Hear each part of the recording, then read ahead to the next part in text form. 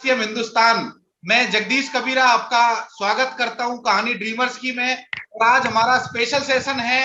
एक सीनियर साथी, senior leader, youth icon हमारे बीच में रहेंगे। उनको इंट्रोड्यूस कराने के लिए सबसे पहले बुलाने जा रहा हूं मैं आदरणीय श्री सुनील शर्मा जी को हमारे बीच में। जी सर, जय हर सीएम। थैंक यू जगदीश जी। और जिस तरह का मिशन आपने चला रखा है उसके लिए आपको बहुत बहुत बधाई।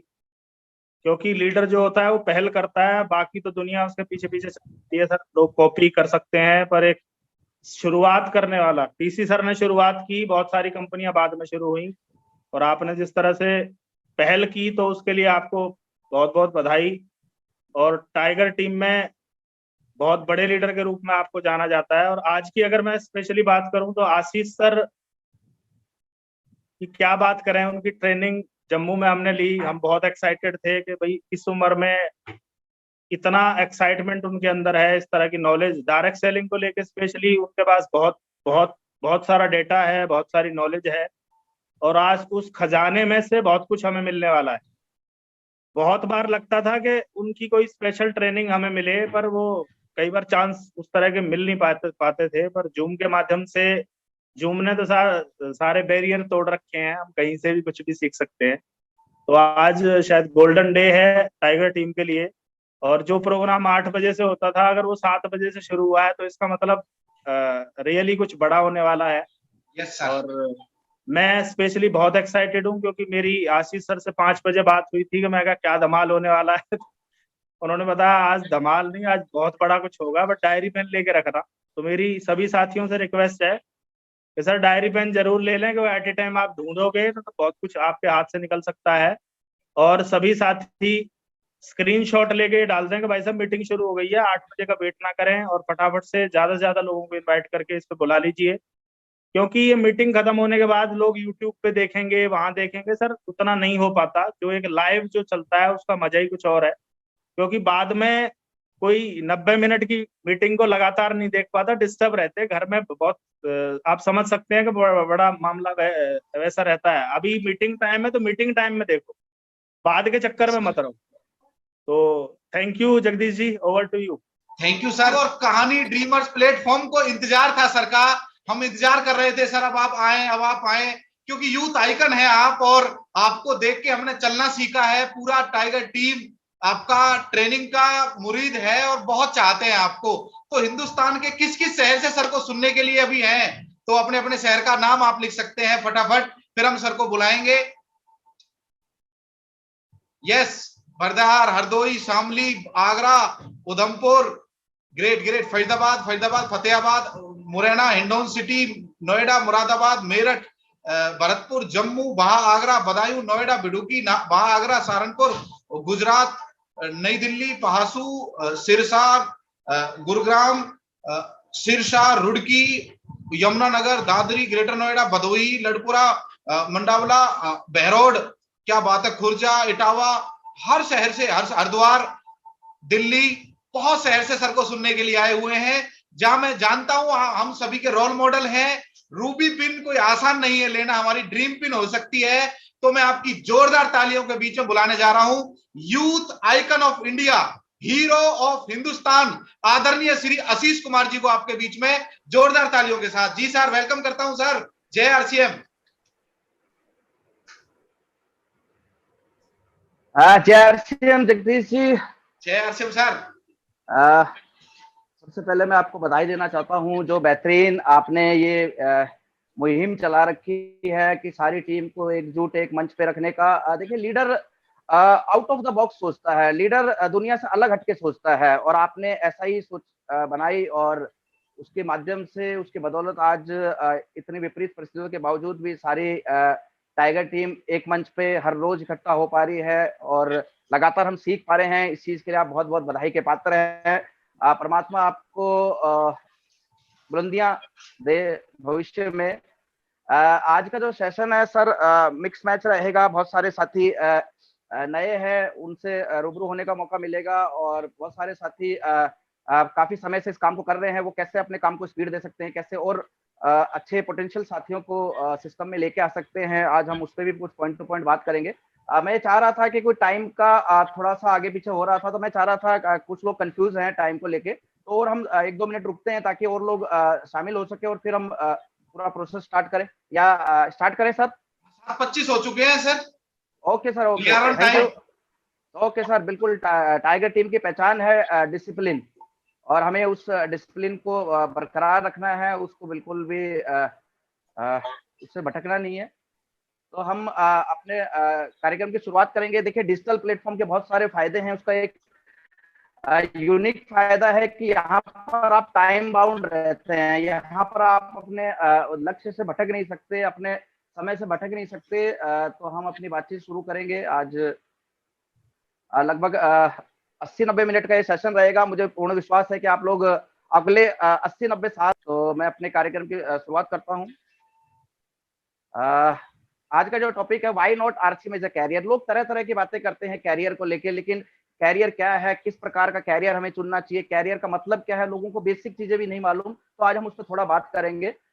शुरुआत करते हैं। सबसे पहले मैं सभी साथियों को नमस्कार कहना चाहूंगा जो नए साथी हैं, और जो टाइगर टीम के टाइगर्स है उनके लिए जय RCM, great evening to tiger team India, क्योंकि मुझे मालूम है आज पूरे हिंदुस्तान के लोग यहाँ बैठे हुए हैं।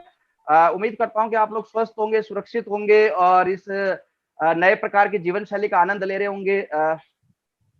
सबसे पहले मैं आप लोगों को बधाई देना चाहता हूँ। जो ग्रोथ आप लोगों ने पिछले कुछ महीनों में लगातार अपने अथक प्रयासों से की है, उसके लिए आप सब बधाई के पात्र हैं। देखिए, वैसे तो पूरा हिंदुस्तान टीसी सर के नेतृत्व में 2021 को ग्रोथ ईयर के रूप में मना रहा है, लेकिन हम लकी है कि हमें एक ऐसे मेंटोर, ऐसे विजनरी लीडरशिप में के अंदर काम करने का अवसर मिला कि उन्होंने हमें बहुत पहले बता दिया था कि डायरेक्ट सेलिंग इंडस्ट्री ग्रोथ आधारित इंडस्ट्री है। दुनिया की जितनी भी बाकी इंडस्ट्रियां हैं, वो सारी इंडस्ट्री मेंटेन पे काम करती हैं। एक दुकानदार कभी नहीं चाहता, जो 5 लाख रुपए की सेल करता है, उसका कभी उसके दिमाग में बहुत ज्यादा नहीं रहता कि अगले महीने 10 लाख की सेल हो जाए। वो ये चाहता है जो 5 चल रहा है, ये 5 लाख की सेल मेरी मेंटेन रहे। एक नौकरी वाला व्यक्ति जो 25,000 सैलरी कमा रहा है, वो कभी नहीं चाहता कि अगले महीने मेरी 50 हो जाए। वो ये चाहता है कि मेरी 25 जो है, वो 25 मेरी बरकरार रहे। लेकिन डायरेक्ट सेलिंग में हमारे विजनरी कोच ने हमें बहुत पहले ये बता दिया था, या तो आप ऊपर की ओर जा रहे हैं या नीचे की ओर जा रहे हैं, यहाँ मेंटेन कुछ नहीं है। और आप बधाई के पात्र हैं, क्योंकि टाइगर टीम ऊपर की ओर लगातार जा रही है। आप लोगों ने बहुत बेहतरीन, काबिल तारीफ काम किया है, उसके लिए आप पुनः मैं आपको वेल डन कहना चाहूंगा। मुझे पता है आप में से बहुत सारे लोग घर बैठे बैठे फ्रस्ट्रेटेड हो चुके होंगे, पक चुके होंगे, क्योंकि ये एक ऐसा परिस्थिति है जो हमने जीवन में शायद पहले कभी नहीं देखी है। लेकिन मैं आपको कहना चाहूंगा कि फ्रस्ट्रेटेड ना हो, आप इस चीज का आनंद लीजिए। मैं आपको ये ईमानदारी से कहना चाहता हूँ, this is once in life time experience. ये जीवन में मिलने वाला एक ऐसा एक्सपीरियंस है जो बार बार नहीं आने वाला। ना आपसे पहले की पीढ़ियों को ऐसा अवसर मिला है कि लॉकडाउन रहे और वो घर में से अपना व्यापार चलाएं, और ना आने वाली पीढ़ियों को मिलने वाला है। और मैं ये मान के चल रहा हूँ कि टाइगर टीम में जुड़ने वाला हर शख्स एक ना एक दिन इस इंडस्ट्री की सबसे बड़ी बुलंदियों पे, पिनों पे पहुंचेगा। और जब वो उन पिनों पे, डायमंड पे पहुंचेगा, तो उसकी डायमंड शिप की स्टोरी का एक बहुत बड़ा चैप्टर रहने वाला है लॉकडाउन। तो आप इस लॉकडाउन के समय को एंजॉय करें और समझने और सीखने का प्रयास करें, क्योंकि लीडर जागरूक होता है, अवेयर होता है। और मैंने बहुत कुछ पिछले कुछ महीनों में सीखा है, वो मैं आपके साथ शेयर करना चाहूंगा। मेरा ये मानना है कि जब मछुआरा समुद्र में नहीं होता तो वो क्या कर रहा होता है? वो सो नहीं रहा होता है, वो खेल नहीं रहा होता है, वो अपने जाल को रिपेयर कर रहा होता है, वो अपने नेट को रिपेयर कर रहा होता है। और मैं यही पूछना चाहता हूं कि हम लीडर हैं, क्या हम घर में भजिया तल रहे हैं या हम आगे की तैयारियां कर रहे हैं? लीडर का काम सब्जी बनाना, भजिया तलना या पकोड़े बनाना नहीं है। लीडर का काम लीडरशिप वाला काम है, हमें तैयारी करना है आगे की। मैंने देखा कि इस लॉकडाउन के दौरान 3 श्रेणियों, 3 मानसिकता के लोग से रूबरू होने का मौका मिला। पहली मानसिकता वो लोग हैं जो डरे हुए, जो सहमे, उन्हें समझ में ही नहीं आ रहा हो क्या रहा है। उन्हें लग रहा है कि अब तो दुनिया खत्म हो जाएगी, अब तो पड़ोसी शर्मा जी चले गए, अब तो मेरा नंबर आने वाला है। लेकिन मैं आपको बता दूं सर, ऐसा कुछ नहीं होने वाला है। वैज्ञानिकों ने वैक्सीन ढूंढ ली है, बहुत तेजी से हिंदुस्तान में वैक्सीनेशन पे काम हो रहा है। पर डे 40 से 50 लाख लोगों को वैक्सीन लग रही है, और अगले 3-4 महीने में हिंदुस्तान के बच्चे को वैक्सीन लग जाएगी। आपको डरने की और घबराने की जरूरत नहीं है। और हमेशा याद रखना, डर के आगे जीत है। अगर आप डर गए तो आपने अपने जीत के रास्ते बंद कर दिए हैं सर। दूसरी कैटेगरी उन लोगों की है जो वेट एंड वॉच की पॉलिसी पे काम कर रहे हैं। जब भी उनसे बात करो, वो एक ही बात कहेंगे, अरे सर अभी तो लॉकडाउन है, अभी तो सर लॉकडाउन खुलने दो, अभी तो मई खत्म होने दो। मैं आपको बता दूं सर, इंतजार करने वालों को केवल वही मिलता है जो काम करने वाले छोड़ जाते हैं। और अगर हमें क्रीम चाहिए तो हमें क्रीम की तरह ऊपर उठ के काम करना पड़ेगा। इस दुनिया में दो श्रेणी के लोग हैं, एक जो माहौल बनाने के लिए काम करता है और एक जो माहौल बनने के बाद काम करता है। मैं आपको गारंटी से कह सकता हूं सर, जो व्यक्ति माहौल बनने के बाद काम करता है उसे पूरी जिंदगी काम करना पड़ेगा, और जो माहौल बनाने के लिए काम करता है वो सिर्फ तब तक काम करता है जब तक कि माहौल बन नहीं जाता।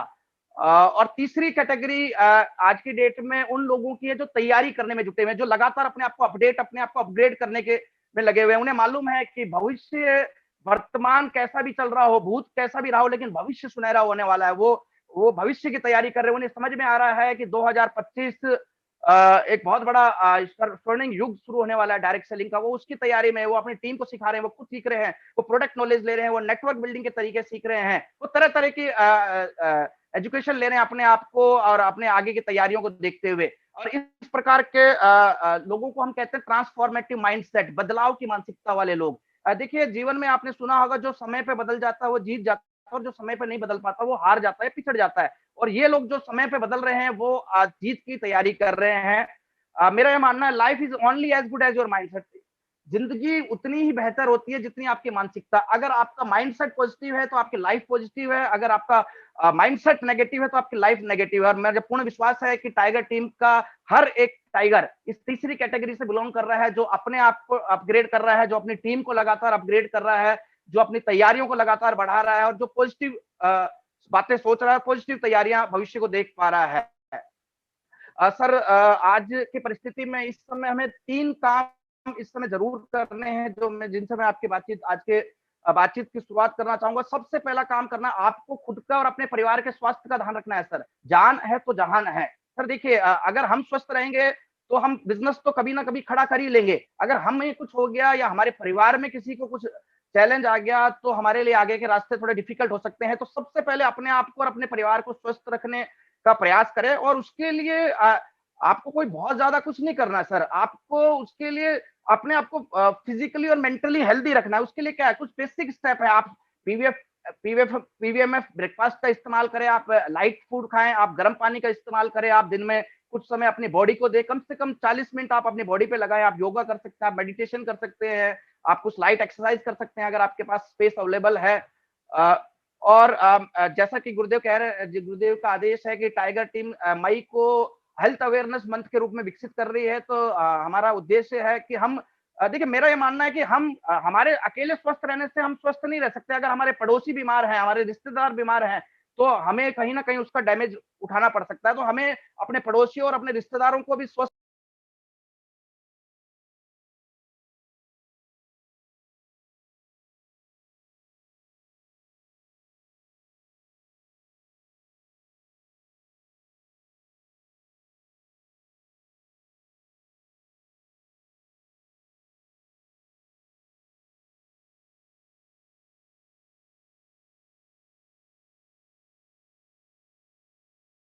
और अपने सोसाइटी को भी हम हेल्दी रखने में मदद कर पाएंगे। दूसरा, हमें अपनी कंपनी, अपलाइन और टीम के टच में रहना है। सर देखिए, हमारे महान गुरु दिनेश मोहन जी और कोच ऑफ टाइगर सब होता प्रॉपर्टी, और यहाँ पर आपकी प्रॉपर्टी है आपकी टीम। अगर आप अपनी प्रॉपर्टी का को टच में नहीं रखेंगे तो कोई गलत व्यक्ति आपकी प्रॉपर्टी के टच में आ जाएगा।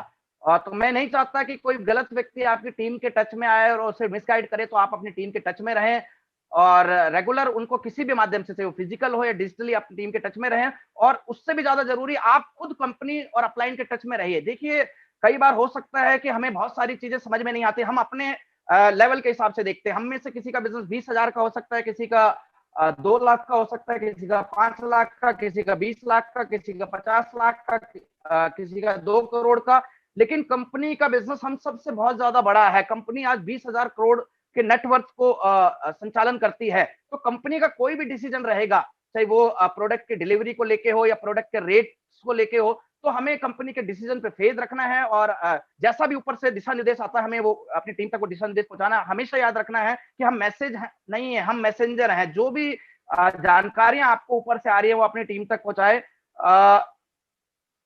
तीसरा और सबसे महत्वपूर्ण काम है, आपको तुरंत तुरंत तुरंत तत्काल प्रभाव से, आज से, अभी से आपको अपनी टीम को डिजिटल प्लेटफॉर्म पे लेके आना है। सर देखिए 2020 में, आज से 1 साल पहले शायद हम में से किसी ने भी जूम ऐप का नाम नहीं सुना होगा, ना इस्तेमाल किया होगा, लेकिन अब समय बदल गया है। आज 1 साल हो गया है। आज कनेक्टिविटी का एकमात्र जरिया है डिजिटल प्लेटफॉर्म, और उसमें भी सबसे बड़ा हथियार है हमारे पास जूम। अब हमें अपनी संख्या को जूम पे बढ़ाना पड़ेगा।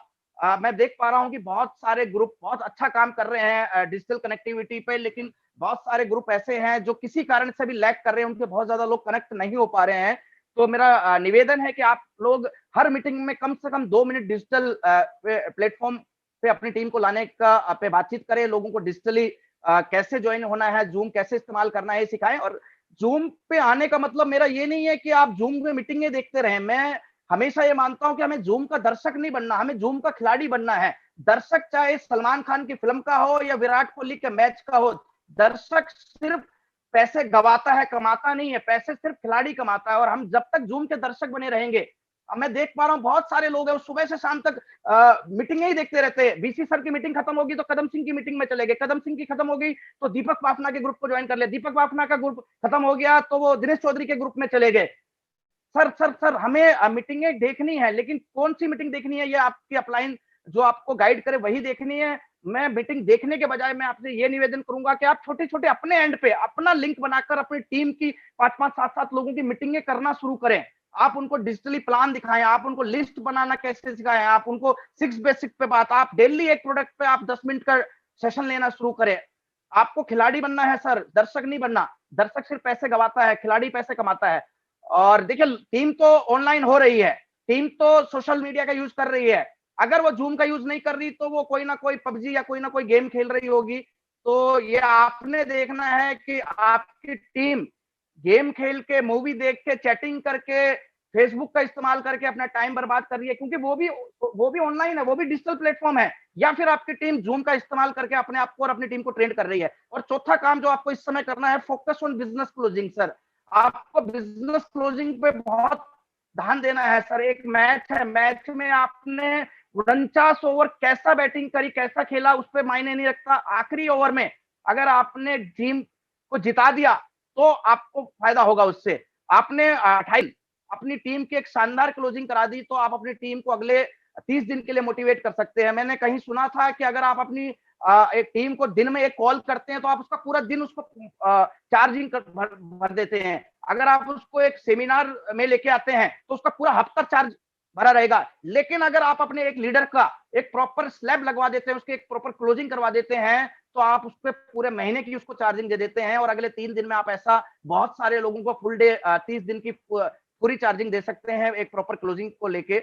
और लीडर कौन होता है? मुझे मालूम है सर परिस्थितियां बहुत ज्यादा अच्छी नहीं है। लीडर कौन होता है? लीडर वो व्यक्ति होता है जो हर आपदा को अवसर में बदलने का प्रयास रखे। सर आपदा, अवसर और साहस 3 शब्द है यहाँ पर। सर आपदा कोरोना के रूप में, लॉकडाउन के रूप में, महामंदी के रूप में हमारे सामने है। हमें आरसीएम का इस्तेमाल करके इस आपदा को अवसर में बदलना है। और ये अवसर में वही बदल पाएगा जो साहस रखेगा। मुझे मालूम है स्थिति अच्छी नहीं है, मुझे मालूम है लॉकडाउन है, दुकानों पे सामान सप्लाई नहीं पहुंच पा रहा है, हम पिकअप सेंटर पे सामान लेने नहीं जा पा रहे हैं, लेकिन उसके बावजूद भी अगर हमने एक बेहतर क्लोजिंग करी तो हम एक बहुत बड़ा कीर्तिमान खड़ा कर सकते हैं। और जो लीडर कौन होता है? जो विपरीत परिस्थितियों में लगातार अपने लक्ष्य की ओर बढ़ता रहे और टीम को भी बढ़ाता रहे। सर मैं समझ सकता हूँ समय अच्छा नहीं है, आपने जो लक्ष्य बनाए होंगे हो सकता है उन लक्ष्यों को थोड़ा संशोधन करने की जरूरत पड़े, लेकिन लीडर लक्ष्य नहीं बदलता, लक्ष्य को पूरे करने के तरीके बदलता है। और मुझे मालूम है यहाँ जुड़े हुए सभी लोग लीडर हैं, तो आप उन तरीकों को अपनाएं। थोड़ा सा आउट ऑफ द बॉक्स जाके सोचिएगा अगले 3 दिन में हम कैसे एक शानदार क्लोजिंग कर सकते हैं, जिससे कि हम आने वाले दिनों में हमारी इनकम फ्लो को डिस्टर्ब ना हो पाए। आज बहुत सारे नए साथी हैं, मैं उन सभी का वेलकम करना चाहूंगा। और मैं अपना परिचय देता हूं क्योंकि बहुत सारे साथी जो है मुझे नहीं जानते हैं या नाम से जानते हैं। तो मेरा नाम आशीष कुमार है, मैं बेसिकली गुड़गांव हरियाणा का रहने वाला हूँ। गुड़गांव अपने आप में एक बहुत बड़ा मल्टी सिटी है। पूरे इंडिया में ये साइबर सिटी के नाम से, ऑटोमोबाइल हब के नाम से, पता नहीं किन किन नामों से जाना जाता है, लेकिन मेरे नजर में गुड़गांव एक मिनी इंडिया है, क्योंकि पूरी हिंदुस्तान से लोग रोजगार की तलाश में इस शहर में आते हैं और लाखों लोगों को, करोड़ों लोगों को रोजगार यहाँ मिलता है। उस शहर का मैं रहने वाला हूँ। बेसिकली मैं अपने बैकग्राउंड की बात करूँ तो मैं एक मिडिल क्लास फैमिली बैकग्राउंड से बिलोंग करता हूँ, और वो सभी चैलेंजेस जो एक मिडिल क्लास व्यक्ति अपने जीवन में फेस करता है वो मैंने अपने जीवन में फेस किए हैं। मिडिल क्लास व्यक्ति के साथ समस्या क्या होती है? उसकी सोच और उसके सपने बहुत बड़े बड़े होते हैं, उसकी इच्छाएं बहुत बड़ी होती हैं, लेकिन समस्या ये है कि उन इच्छाओं और उन सपनों को पूरा करने के लिए उसके पास कोई संसाधन नहीं होता, उसके पास कोई सोर्स नहीं होता। उस सोर्स के अभाव में, उस संसाधन के अभाव में उसके सपने संघर्ष का रूप ले लेते हैं, और मैंने ऐसा जीवन देखा है। लेकिन मैं अपने आप को लकी मानता हूँ कि मेरे परिवार ने मुझे best of the best education provide करवाई। मेरे पिताजी ने मुझे अपनी हैसियत से बढ़ चढ़कर पढ़ाया लिखाया, और सबसे बड़ी बात जो उन्होंने मुझे सिखाई कि इस दुनिया में सोचने और सपने देखने का कोई खर्चा नहीं लगता। उन्होंने मुझे हमेशा ये बताया कि जीवन में जितना बड़ा हो सके उतना बड़ा सोचिए, क्योंकि बड़ा सोचे या छोटा सोचे, सोचने का कोई चार्ज नहीं लगता, और जब चार्ज नहीं लगता तो हमेशा बड़ा सोचना चाहिए। और ऐसा ही कुछ माइंडसेट मेरा बचपन से हो गया। लेकिन हम जिस परिवेश में पले बड़े होते हैं उसका हमारे जीवन पर बहुत बड़ा प्रभाव होता है, क्योंकि मैं एक ऐसे बैकग्राउंड से पैदाइश हूँ जहां पर ज्यादातर लोग जॉब करते थे। मेरे फादर साहब जॉब करते थे, जितने रिलेटिव्स हैं, जो चाचा ताऊ हैं, वो सब गवर्नमेंट एम्प्लॉइज थे। तो बचपन से एक माइंडसेट हो गया कि यार जीवन में अगर आपको बड़ा कुछ करना है तो आपको जॉब करनी पड़ेगी, और उसी मानसिकता के साथ पढ़ाई लिखाई करी, और एक अकाउंटेंट के रूप में मैंने अपने कैरियर की शुरुआत करी। आज से 15-16 साल पहले करीबन 30-32 हजार रुपए की इनकम थी। कुछ 25,000 बुक्स मेंटेन करके 5-7 हजार रुपए कमा लेता था। आज हो सकता है 30-32 हजार रुपए कोई बहुत बड़ी रकम ना हो, लेकिन आज से 15-16 साल पहले अपने आप में एक ठीक ठाक इनकम समझी जाती थी। लेकिन कुछ समय जॉब करने के बाद जो जॉब का कॉन्सेप्ट होता है वो मेरा बिल्कुल क्लियर हो गया। देखिए, जैसा हम डायरेक्ट सेलिंग करते हैं, डायरेक्ट सेलिंग का एक कॉन्सेप्ट है कि पहले हम बिचौलियों के थ्रू सामान आता था, अब डायरेक्ट आने लग गया। बिचौली हट गए तो बिचौलियों का पैसा आप और हमें मिलने लग गया। लेकिन उसी प्रकार जॉब का भी कॉन्सेप्ट है, और मैं हैरान हूं कि लोगों को 3-3 पीढ़ियां हो गई हैं जॉब करते हुए, लेकिन उन्हें अभी तक ये जॉब का कॉन्सेप्ट समझ में नहीं आया है। जॉब का सिंपल सा कॉन्सेप्ट है, भूखा मरने नहीं दूंगी और तरक्की करने नहीं दूंगी। जॉब चाहे 1,500 की हो, चाहे 1.5 लाख रुपए महीने की हो, वो सिर्फ आपकी जरूरतें ही पूरी कर सकती है। आपकी इच्छाएं और सपने पूरा करना जॉब की बस की बात नहीं है। और ये बात मुझे मैं लकी हूं कि बहुत अर्ली स्टेज ऑफ अपनी लाइफ में मुझे समझ में आ गई। मन में एक बेचैनी रहती थी, यार कोई ऐसा प्लेटफॉर्म मिले, कोई ऐसा काम मिले कि एक्स्ट्रा मेहनत करनी पड़े, थोड़ा फालतू भागदौड़ करना पड़े, लेकिन जीवन में जो सपने देखे वो सपने पूरे हो सकें। और मैं लकी मानता हूं अपने आप को कि परमात्मा हमें ऐसे अवसर देता है जब हम सच्चे दिल से कुछ सोचते हैं। तो इस एक अवसर के रूप में आरसीएम बिजनेस मेरे परिवार में आया आज से 15-16 साल पहले। और मैं अपने आप को लकी मानता हूं कि इसलिए नहीं कि बिजनेस मेरे परिवार में आया, बल्कि ये बिजनेस मेरे परिवार को और मुझे समझ में आया। मैं अनफॉर्चुनेटली आज 14-15 साल इस इंडस्ट्री में रहने के बाद, इस इंडस्ट्री को समझने के बाद में मुझे कहते हुए कतई हैरानी नहीं होती कि ज्यादातर लोगों को तो ये इंडस्ट्री समझ में ही नहीं आती। वो तो सिर्फ इसी चक्कर में उलझ के रह जाते हैं कि यार एक व्यक्ति नमक नमकीन खाने से कैसे पैसे कमा सकता है, कैसे जिंदगी बदल सकती है। लेकिन मैं आपको ईमानदारी से कहना चाहता हूं सर, 15 साल 14 साल इस इंडस्ट्री को जीने के बाद की जिंदगियां बदलती हैं। लाखों लोगों की बदली हैं, मेरी बदली है, बहुत सारे लोगों की बदली है, आपकी भी बदल सकती है अगर आप इस पर विश्वास करेंगे तो। बहुत अर्ली स्टेजेस में मुझे एक बुक पढ़ने का मौका मिला, 21वीं सदी का व्यवसाय। 2009 में ये बुक मुझे पहली बार पढ़ने का मौका मिला, और यहाँ से कुछ माइंडसेट चेंज होना शुरू हुआ। ईमानदारी से बताऊं सर, इससे पहले मैं भी बहुत ज्यादा पॉजिटिव नहीं था इस इंडस्ट्री के प्रति। मेरा भी ऐसा ही मानना था कि ये बेकार का काम है, बेकार के लोग इस प्रकार का काम करते हैं, और स्पेशली जिन लोगों को कोई नौकरी वगैरह नहीं मिलती वो लोग मेंबर चेन लोग जोड़ना और ये सब काम करते हैं। लेकिन इस किताब को पढ़ने के बाद, कुछ कामयाब लोगों की संगत करने के बाद, और इंडस्ट्री के स्पेशलिस्ट लोगों से सीखने के बाद समझ में आया कि ये आने वाली सदी का बहुत बड़ा व्यापार है। और एक मीटिंग में जाने के बाद लाइफ पूरी तरह चेंज हो गई। उस मीटिंग में मुझे पहली बार पता चला कि इस दुनिया में 2 प्रकार के लोग हैं। पहली कैटेगरी है उन लोगों की जो पैसे के लिए काम करते हैं। 95% लोग, कोई नई बात नहीं थी, मैं जानता था सब लोग ऐसे ही होते हैं। मैं पैसे के लिए काम करता हूं, मेरे पिताजी पैसे के लिए काम करते हैं, मेरे दादाजी ने पैसे के लिए काम किया, आप पैसे के लिए काम करते हैं, एक डॉक्टर पैसे के लिए काम करता है, एक इंजीनियर पैसे के लिए काम करता है, एक वकील पैसे के लिए काम करता है, एक साहूकार पैसे के लिए काम करता है, एक प्लम्बर पैसे के लिए काम करता है, एक लोहार पैसे के लिए काम करता है। तो ये कोई नई बात नहीं थी। लेकिन उसी मीटिंग में मुझे एक बात पता चली जीवन में पहली बार कि कुछ लोग ऐसे हैं जिनके लिए पैसा भी काम करता है, और ये मात्र 5% लोग हैं, बहुत बड़ी आबादी नहीं है। वहां मुझे पता चला कि जब तक मैं पैसे के लिए काम करूंगा, मुझे काम पूरी जिंदगी काम करना पड़ेगा। अगर मैं काम करूंगा तो पैसा आएगा, काम नहीं करूंगा तो पैसा नहीं आएगा, काम ज्यादा करूंगा तो पैसा ज्यादा आएगा, काम कम करूंगा तो पैसा कम हो जाएगा, और किसी दिन खुदा ना खास्ता अगर मैं काम करने लायक नहीं रहा तो उस दिन पैसा आना बंद हो जाएगा। लेकिन वहां मुझे पता चला कि 5% लोग दुनिया में ऐसे हैं जो सो रहे हैं तब भी पैसा कमा रहे हैं, जब खेल रहे हैं तब भी पैसा कमा रहे हैं, जो घूम रहे हैं तब भी पैसा कमा रहे हैं, जो वो बीमार है तब भी पैसा कमा रहे हैं, और खुदा ना खास्ता अगर वो इस दुनिया से चले जाएं उसके बाद भी उनको लगातार पैसा आता रहेगा। तो ये एक नई चीज थी, एक नया माइंडसेट मुझे उस मीटिंग में जाने के बाद पहली बार मुझे मिला, और यहां से मेरे जीवन में पॉजिटिव परिवर्तन आना शुरू हुआ डायरेक्ट सेलिंग इंडस्ट्री को लेके।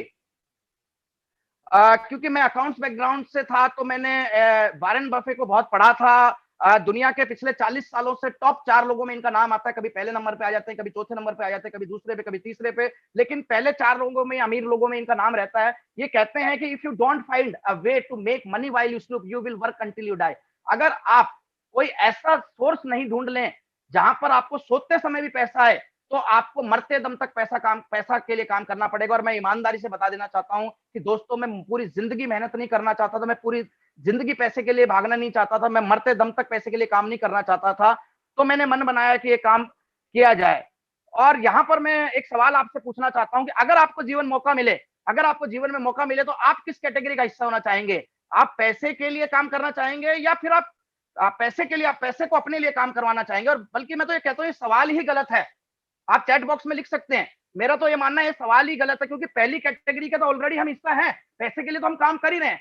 बल्कि सवाल ये होना चाहिए था, अगर हमें जीवन में मौका मिले कि पैसा हमारे लिए काम करे, या हमें जीवन में मौका मिले उन 5% लोगों में आने का, तो क्या हमें ऐसा काम करना चाहिए कि नहीं करना चाहिए? और मैं आपके जवाब पढ़ पा रहा हूं, और आपकी भावनाएं समझ पा रहा हूं आपके चेहरे को देख के, कि आप दूसरी कैटेगरी में आना चाहेंगे, आप भी मेरी तरह उन 5% लोगों की कैटेगरी में आने चाहेंगे। मैंने आज से 14 साल पहले डिसीजन लिया कि नहीं बनना है भीड़ का हिस्सा, हमको बनाना है अपना किस्सा। और उसके साथ शुरुआत हुई, लेकिन 5% लोगों में आने का इतना आसान नहीं है। 95% लोगों की मानसिकता को छोड़कर 5% लोगों में आना बहुत टफ होता है। 5% लोगों में आने के लिए आपको 2 काम करने पड़ेंगे। सबसे पहले तो आपको वो काम करना छोड़ना पड़ेगा जो 95% लोग करते हैं। जब तक आप 95% वाले काम करते रहेंगे, आप कभी भी 5% लोगों की श्रेणी में नहीं आ पाएंगे। आपको आज से तत्काल प्रभाव से, अभी से वो सारे काम बंद करने पड़ेंगे जो 95% लोग करते हैं। 95% लोग क्या करते हैं? 95% लोग अपने टाइम को वेस्ट करते हैं। 95% लोग क्या करते हैं? आलतू फालतू की बात करते हैं। 95% क्या करते हैं?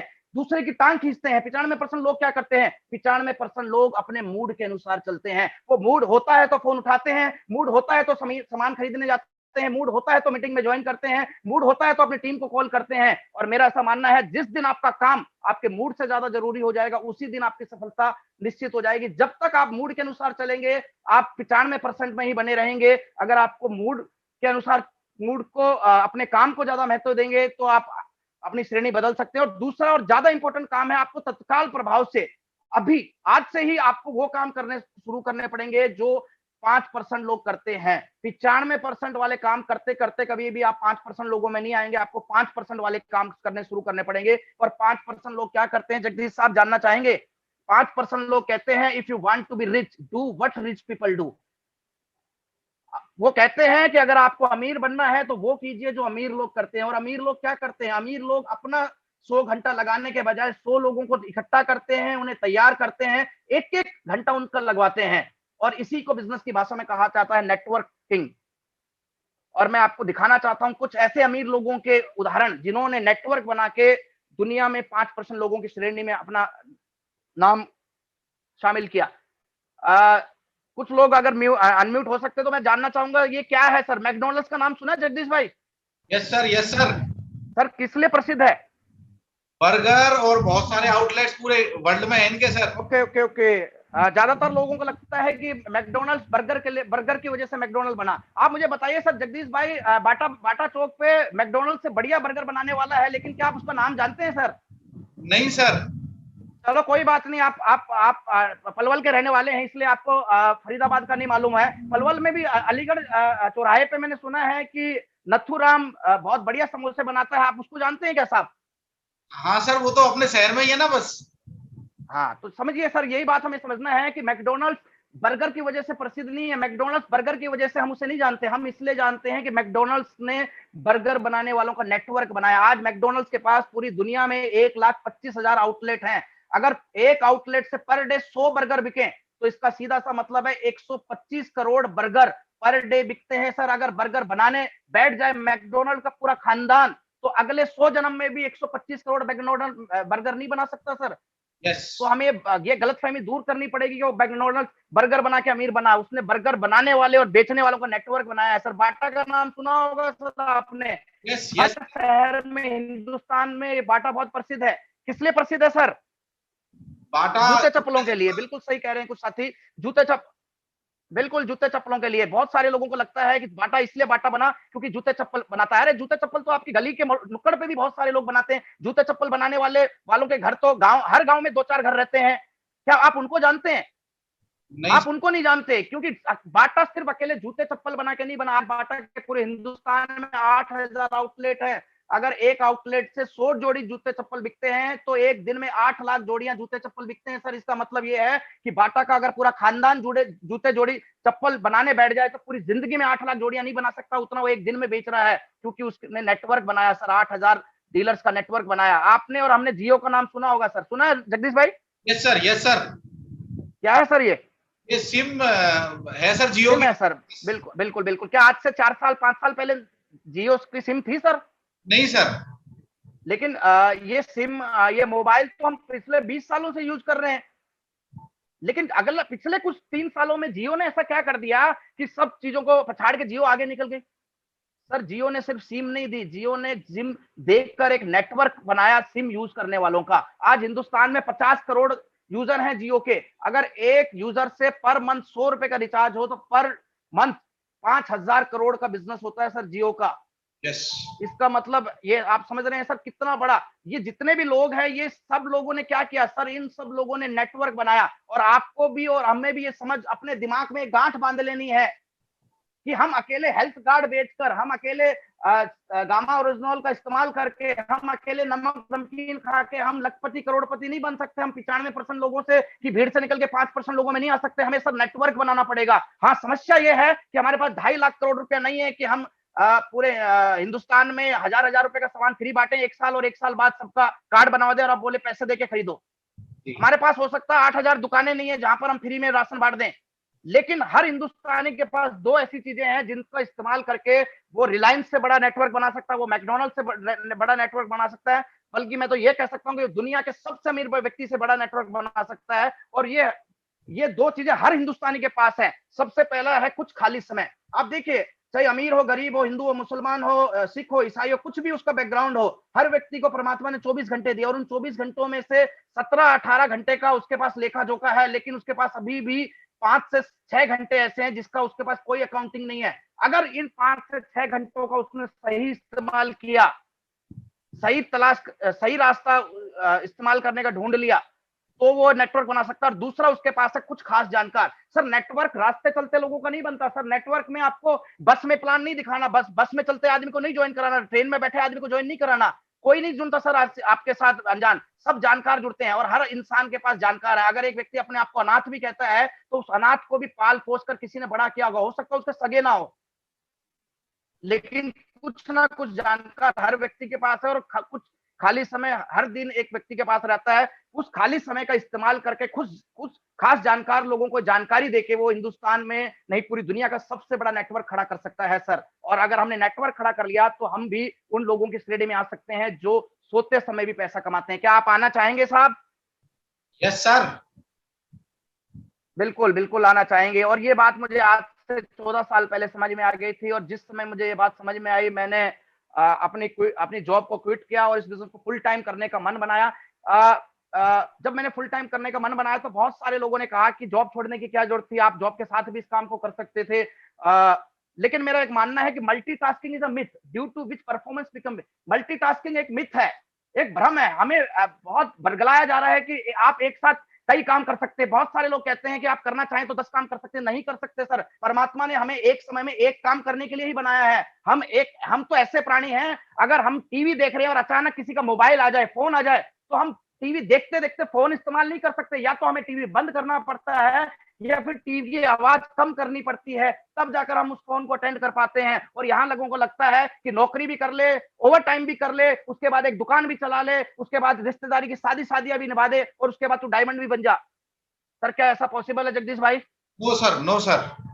और यही बात मुझे आज से कुछ साल पहले समझ में आ गई थी। मैंने अपनी जॉब को क्विट किया और फुल टाइम इस काम को करना शुरू किया। और आज काफी अपने आप को लकी मानता हूँ। लेकिन जब मैंने काम फुल टाइम करना शुरू किया तो ये जो डिसीजन ये था ये बहुत ज्यादा आसान नहीं था, क्योंकि आज तो बड़ी बड़ी रिपोर्ट छपी हैं। केपीएमजी कहती है 2025 में, सरकार कह रहे हैं, अर्थशास्त्री कह रहे हैं कि इंडस्ट्री डायरेक्ट सेलिंग इंडस्ट्री का युग आ गया है। लेकिन आज से 12 साल पहले जब मैंने फुल टाइम होने का डिसीजन लिया था, 13 साल पहले, उस समय इतनी सक्सेस रेशियो नहीं थी। उस समय कामयाबी बहुत कम थी। मात्र 100 में से 3 लोग ऐसे मिलते थे जो कहते थे कुछ आता है। ज्यादातर लोग रोते हुए मिलते थे, ज्यादातर लोग ये कहते हुए मिलते थे कहां फंस गए, पता नहीं, पैसा ही नहीं आ रहा है। और जब मैंने फुल टाइम होने का डिसीजन लिया तो बहुत सारे लोगों ने कहा कि अब आपका कैरियर तबाह हो जाएगा। जब तक जॉब के साथ कर रहे थे तब तक तो ठीक था, पैसा नहीं आता तो कोई बात नहीं, जॉब से सैलरी तो आ रही थी। लेकिन जब मैंने जॉब छोड़ के फुल टाइम करने का मन बनाया तो लोगों ने तरह तरह की बातें कही। लेकिन मैं उनसे एक ही बात कहना चाहता था, पहले भी कहता था और आज भी कहता हूं, पंखों से नहीं हौसलों से उड़ान होती है। पंखों से नहीं हौसलों से उड़ान होती है, और सपने केवल उन्हीं के पूरे होते हैं जिनके सपनों में जान होती है। और मेरा एक बहुत फेवरेट लाइन है, डर के आगे जीत है।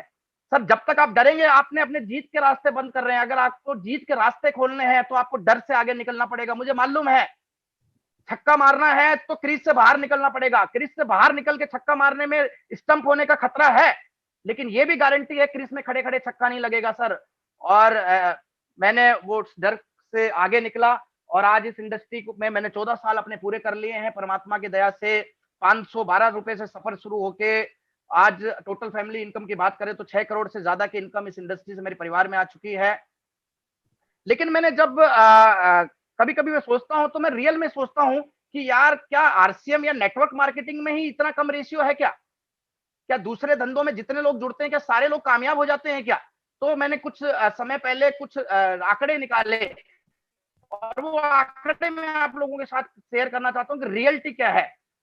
जब हम कैरियर की बात करते हैं, जब हम अपने बच्चों को, अगली पीढ़ी को कहीं किसी इंडस्ट्री में या किसी कैरियर में, प्रोफेशन में डालना चाहते हैं तो सबसे पहले हमारे दिमाग में आता है आईएएस, आईपीएस, यानी सिविल सर्विसेज के एग्जाम या यूपीएससी के एग्जाम। तो मैंने यूपीएससी के एग्जाम से शुरुआत करी, क्योंकि यूपीएससी या सिविल सर्विस के नाम पे कोटा जैसे शहर में अरबों खरबों रुपए का व्यापार हो रहा है कोचिंग के नाम पे। दिल्ली में बहुत सारे ऐसे एरियाज हैं जहां पर अरबों रुपए का व्यापार हो रहा है कोचिंग के नाम पे। तो मैंने सोचना चाहा कि हिंदुस्तान का हर पेरेंट अपने बच्चों को यूपीएससी या सिविल सर्विसेज के लिए तैयारी करवा रहा है, आखिर सक्सेस रेशियो क्या है इस सेक्टर का। तो लेटेस्ट आंकड़े हैं सर, 2019 के हैं, 2020 या 21 के नहीं है। ऐसा नहीं है कि कोरोना के बाद आंकड़े के दिखा रहा हूं, कोरोना से पहले के आंकड़े दिखा रहा हूं। 2019 में तो कोरोना का कोई नामो निशान नहीं था।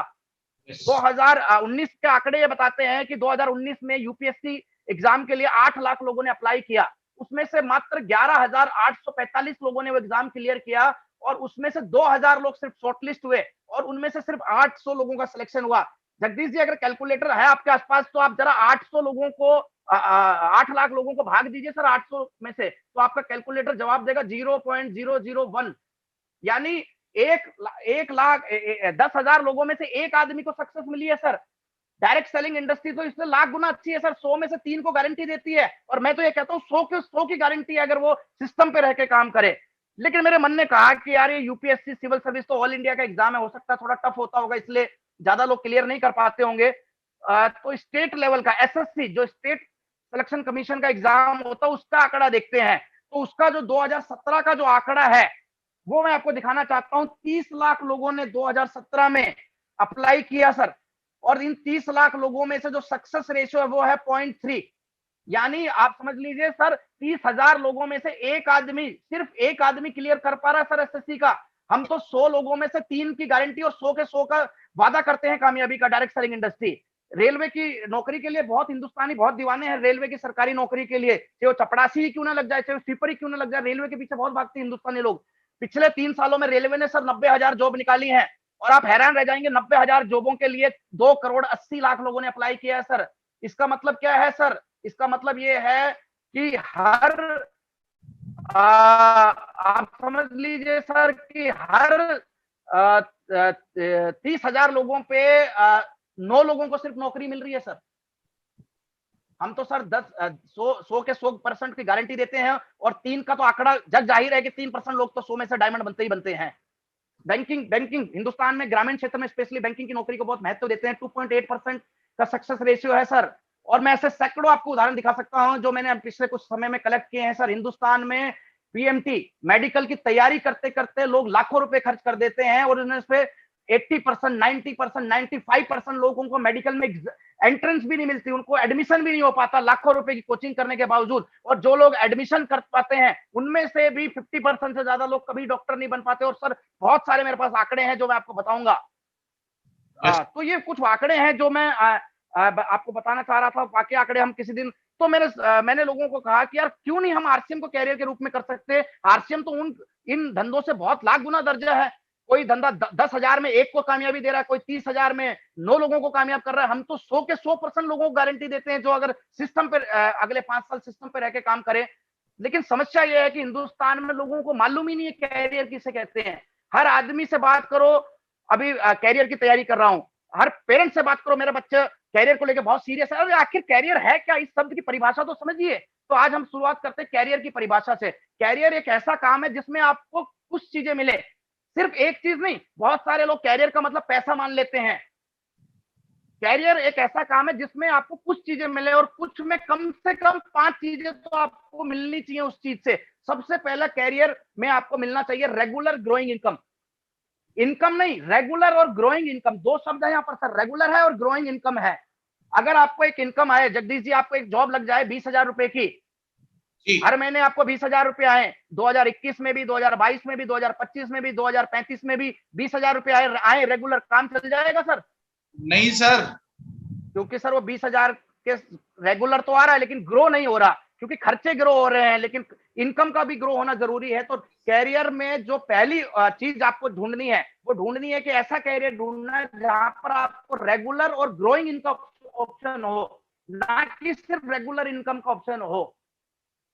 दूसरी चीज, गुड या लग्जरी लाइफस्टाइल। सर मैं ऐसे लोगों को जानता हूं जिनके पास पैसा बहुत है, लाखों करोड़ों रुपए उनके बैंकों में है। ऐसे ऐसे बिजनेसमैन है जिनकी कई कई पीढ़ियां बिजनेस करते हो गई, लेकिन उनके पास लाइफस्टाइल के नाम पे कुछ नहीं है सर।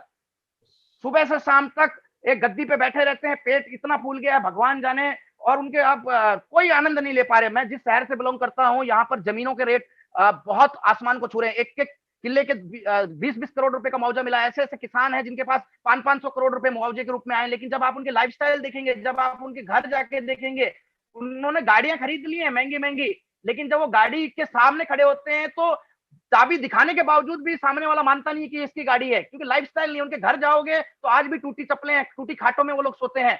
तो एक ऐसा कैरियर एक ऐसा काम होता है जहां पर आपको पैसे के साथ साथ एक लाइफस्टाइल, एक लग्जरी लाइफस्टाइल जीने का मौका मिले। तीसरी, टेंशन फ्री लाइफ।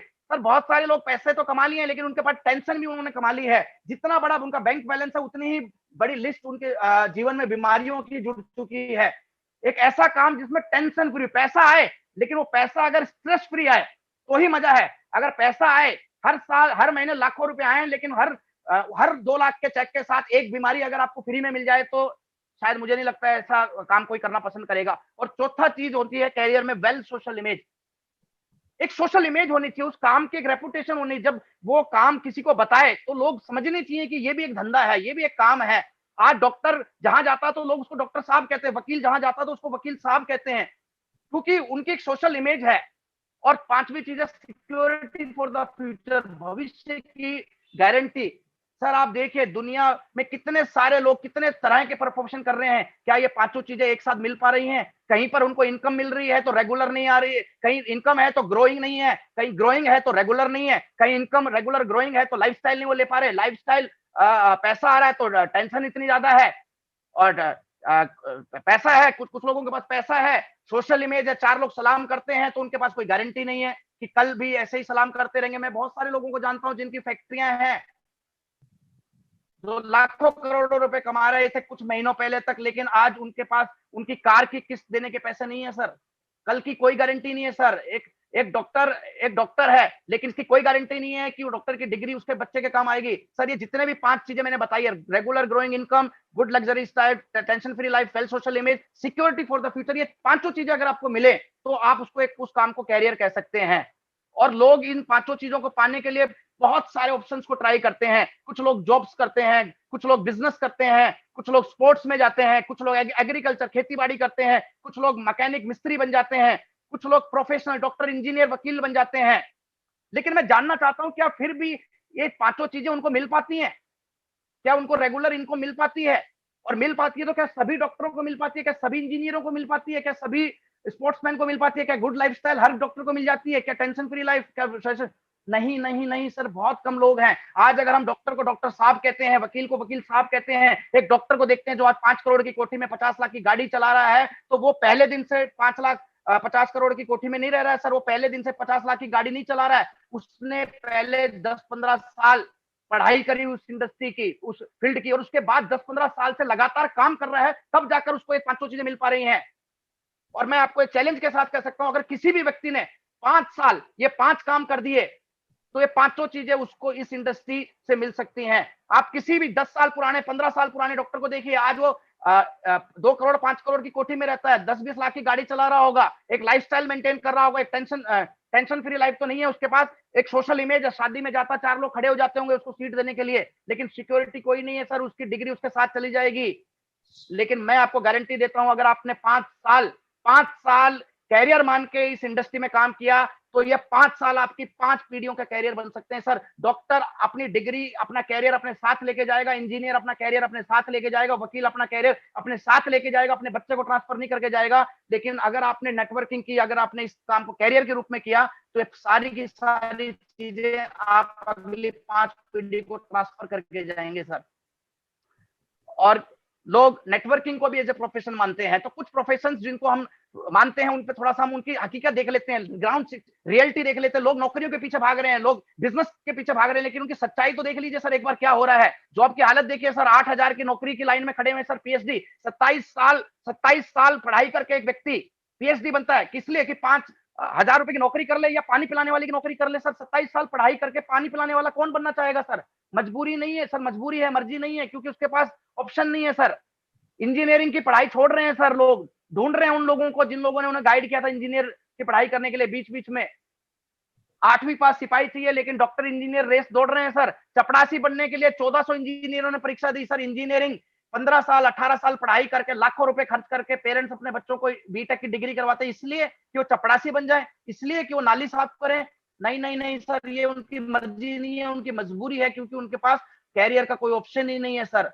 और हर रोज 550-600 नौकरियां कम होती जा रही हैं सर, ये आंकड़े हैं। एमबीए डिग्री धारक बनना चाहते हैं सर सिपाही, क्यों? एमबीए करके सर एक आदमी स्पेशलाइज्ड मैनेजमेंट करके क्यों सिपाही बनने के लिए तैयार है? क्यों वो ठुल्ला बनने के लिए तैयार है? क्यों वो सड़क पे खड़ा होकर धूप में तपने के लिए तैयार है? क्योंकि उसको उसकी काबिलियत के अनुसार काम नहीं मिल रहा है सर। उच्च शिक्षित चपरासी का इंटरव्यू दे रहे हैं सर, क्यों दे रहे हैं सर?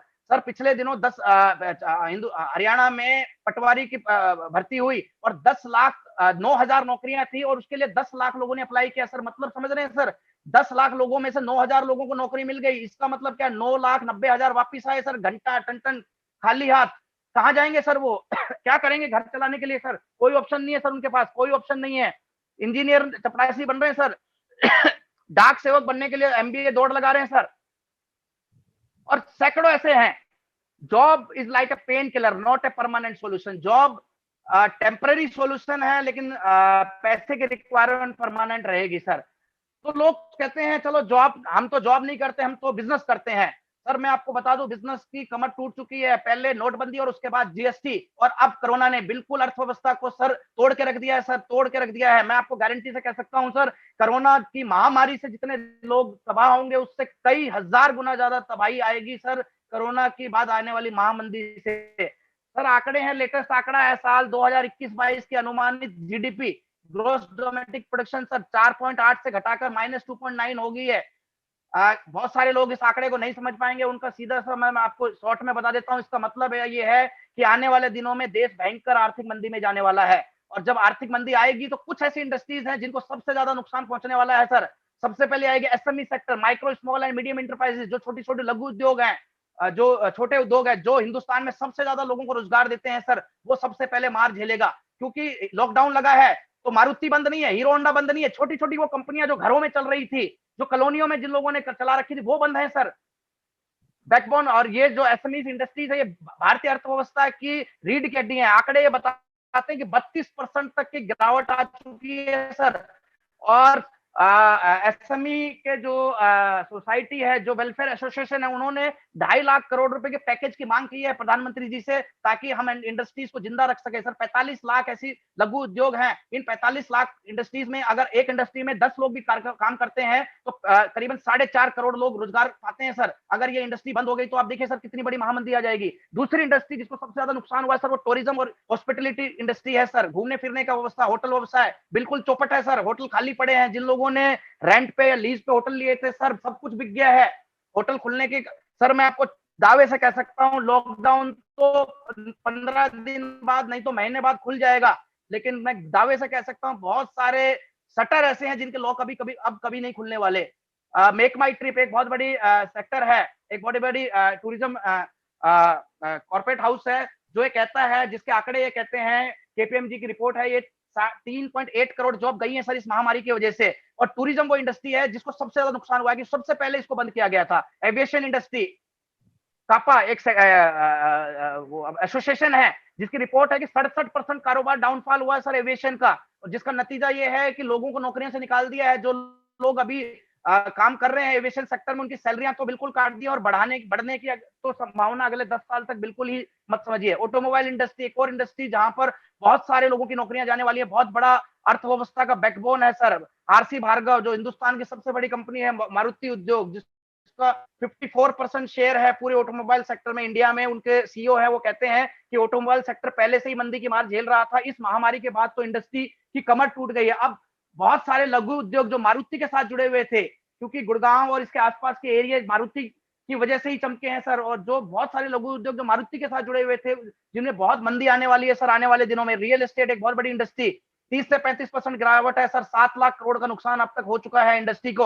और आंकड़े ये कहते हैं, और अर्थशास्त्री ये कहते हैं, और ये दिग्गज ये कहते हैं, ये तो बस आर्थिक तबाही की शुरुआत है। दुनिया के दिग्गजों की राय है कि अभी इसके साइड इफेक्ट दिखने शुरू नहीं हुए, असली असर तो आने वाले कुछ महीनों से अगले कुछ सालों तक नजर आने वाला है सर। मैं आपको डरा नहीं रहा, मैं आपको सिर्फ जगा रहा हूं, क्योंकि कुछ समय हमने बैठे बैठे हमने भजिया नहीं तली सर, हमने पढ़ाई लिखाई करी, हमने अपने आप को अपग्रेड किया कि हम लोगों को कैसे अपनी इंडस्ट्री की ओर आकर्षित कर सकते हैं। और निकट भविष्य में सर ह्यूमन, इंसान की जगह रोबोट काम करेंगे सर। आप कल्पना करें, आज से 20 साल पहले हम जिन कामों के बारे में ये कहते थे कि ये तो सिर्फ इंसान ही कर सकता है, आदमी ही कर सकता है, वो सारे काम आज मशीनें हमसे बेहतर और बढ़िया कर रही हैं सर। आप देखिए रोबोट किस किस की जगह लेंगे सर, डॉक्टरों की जगह।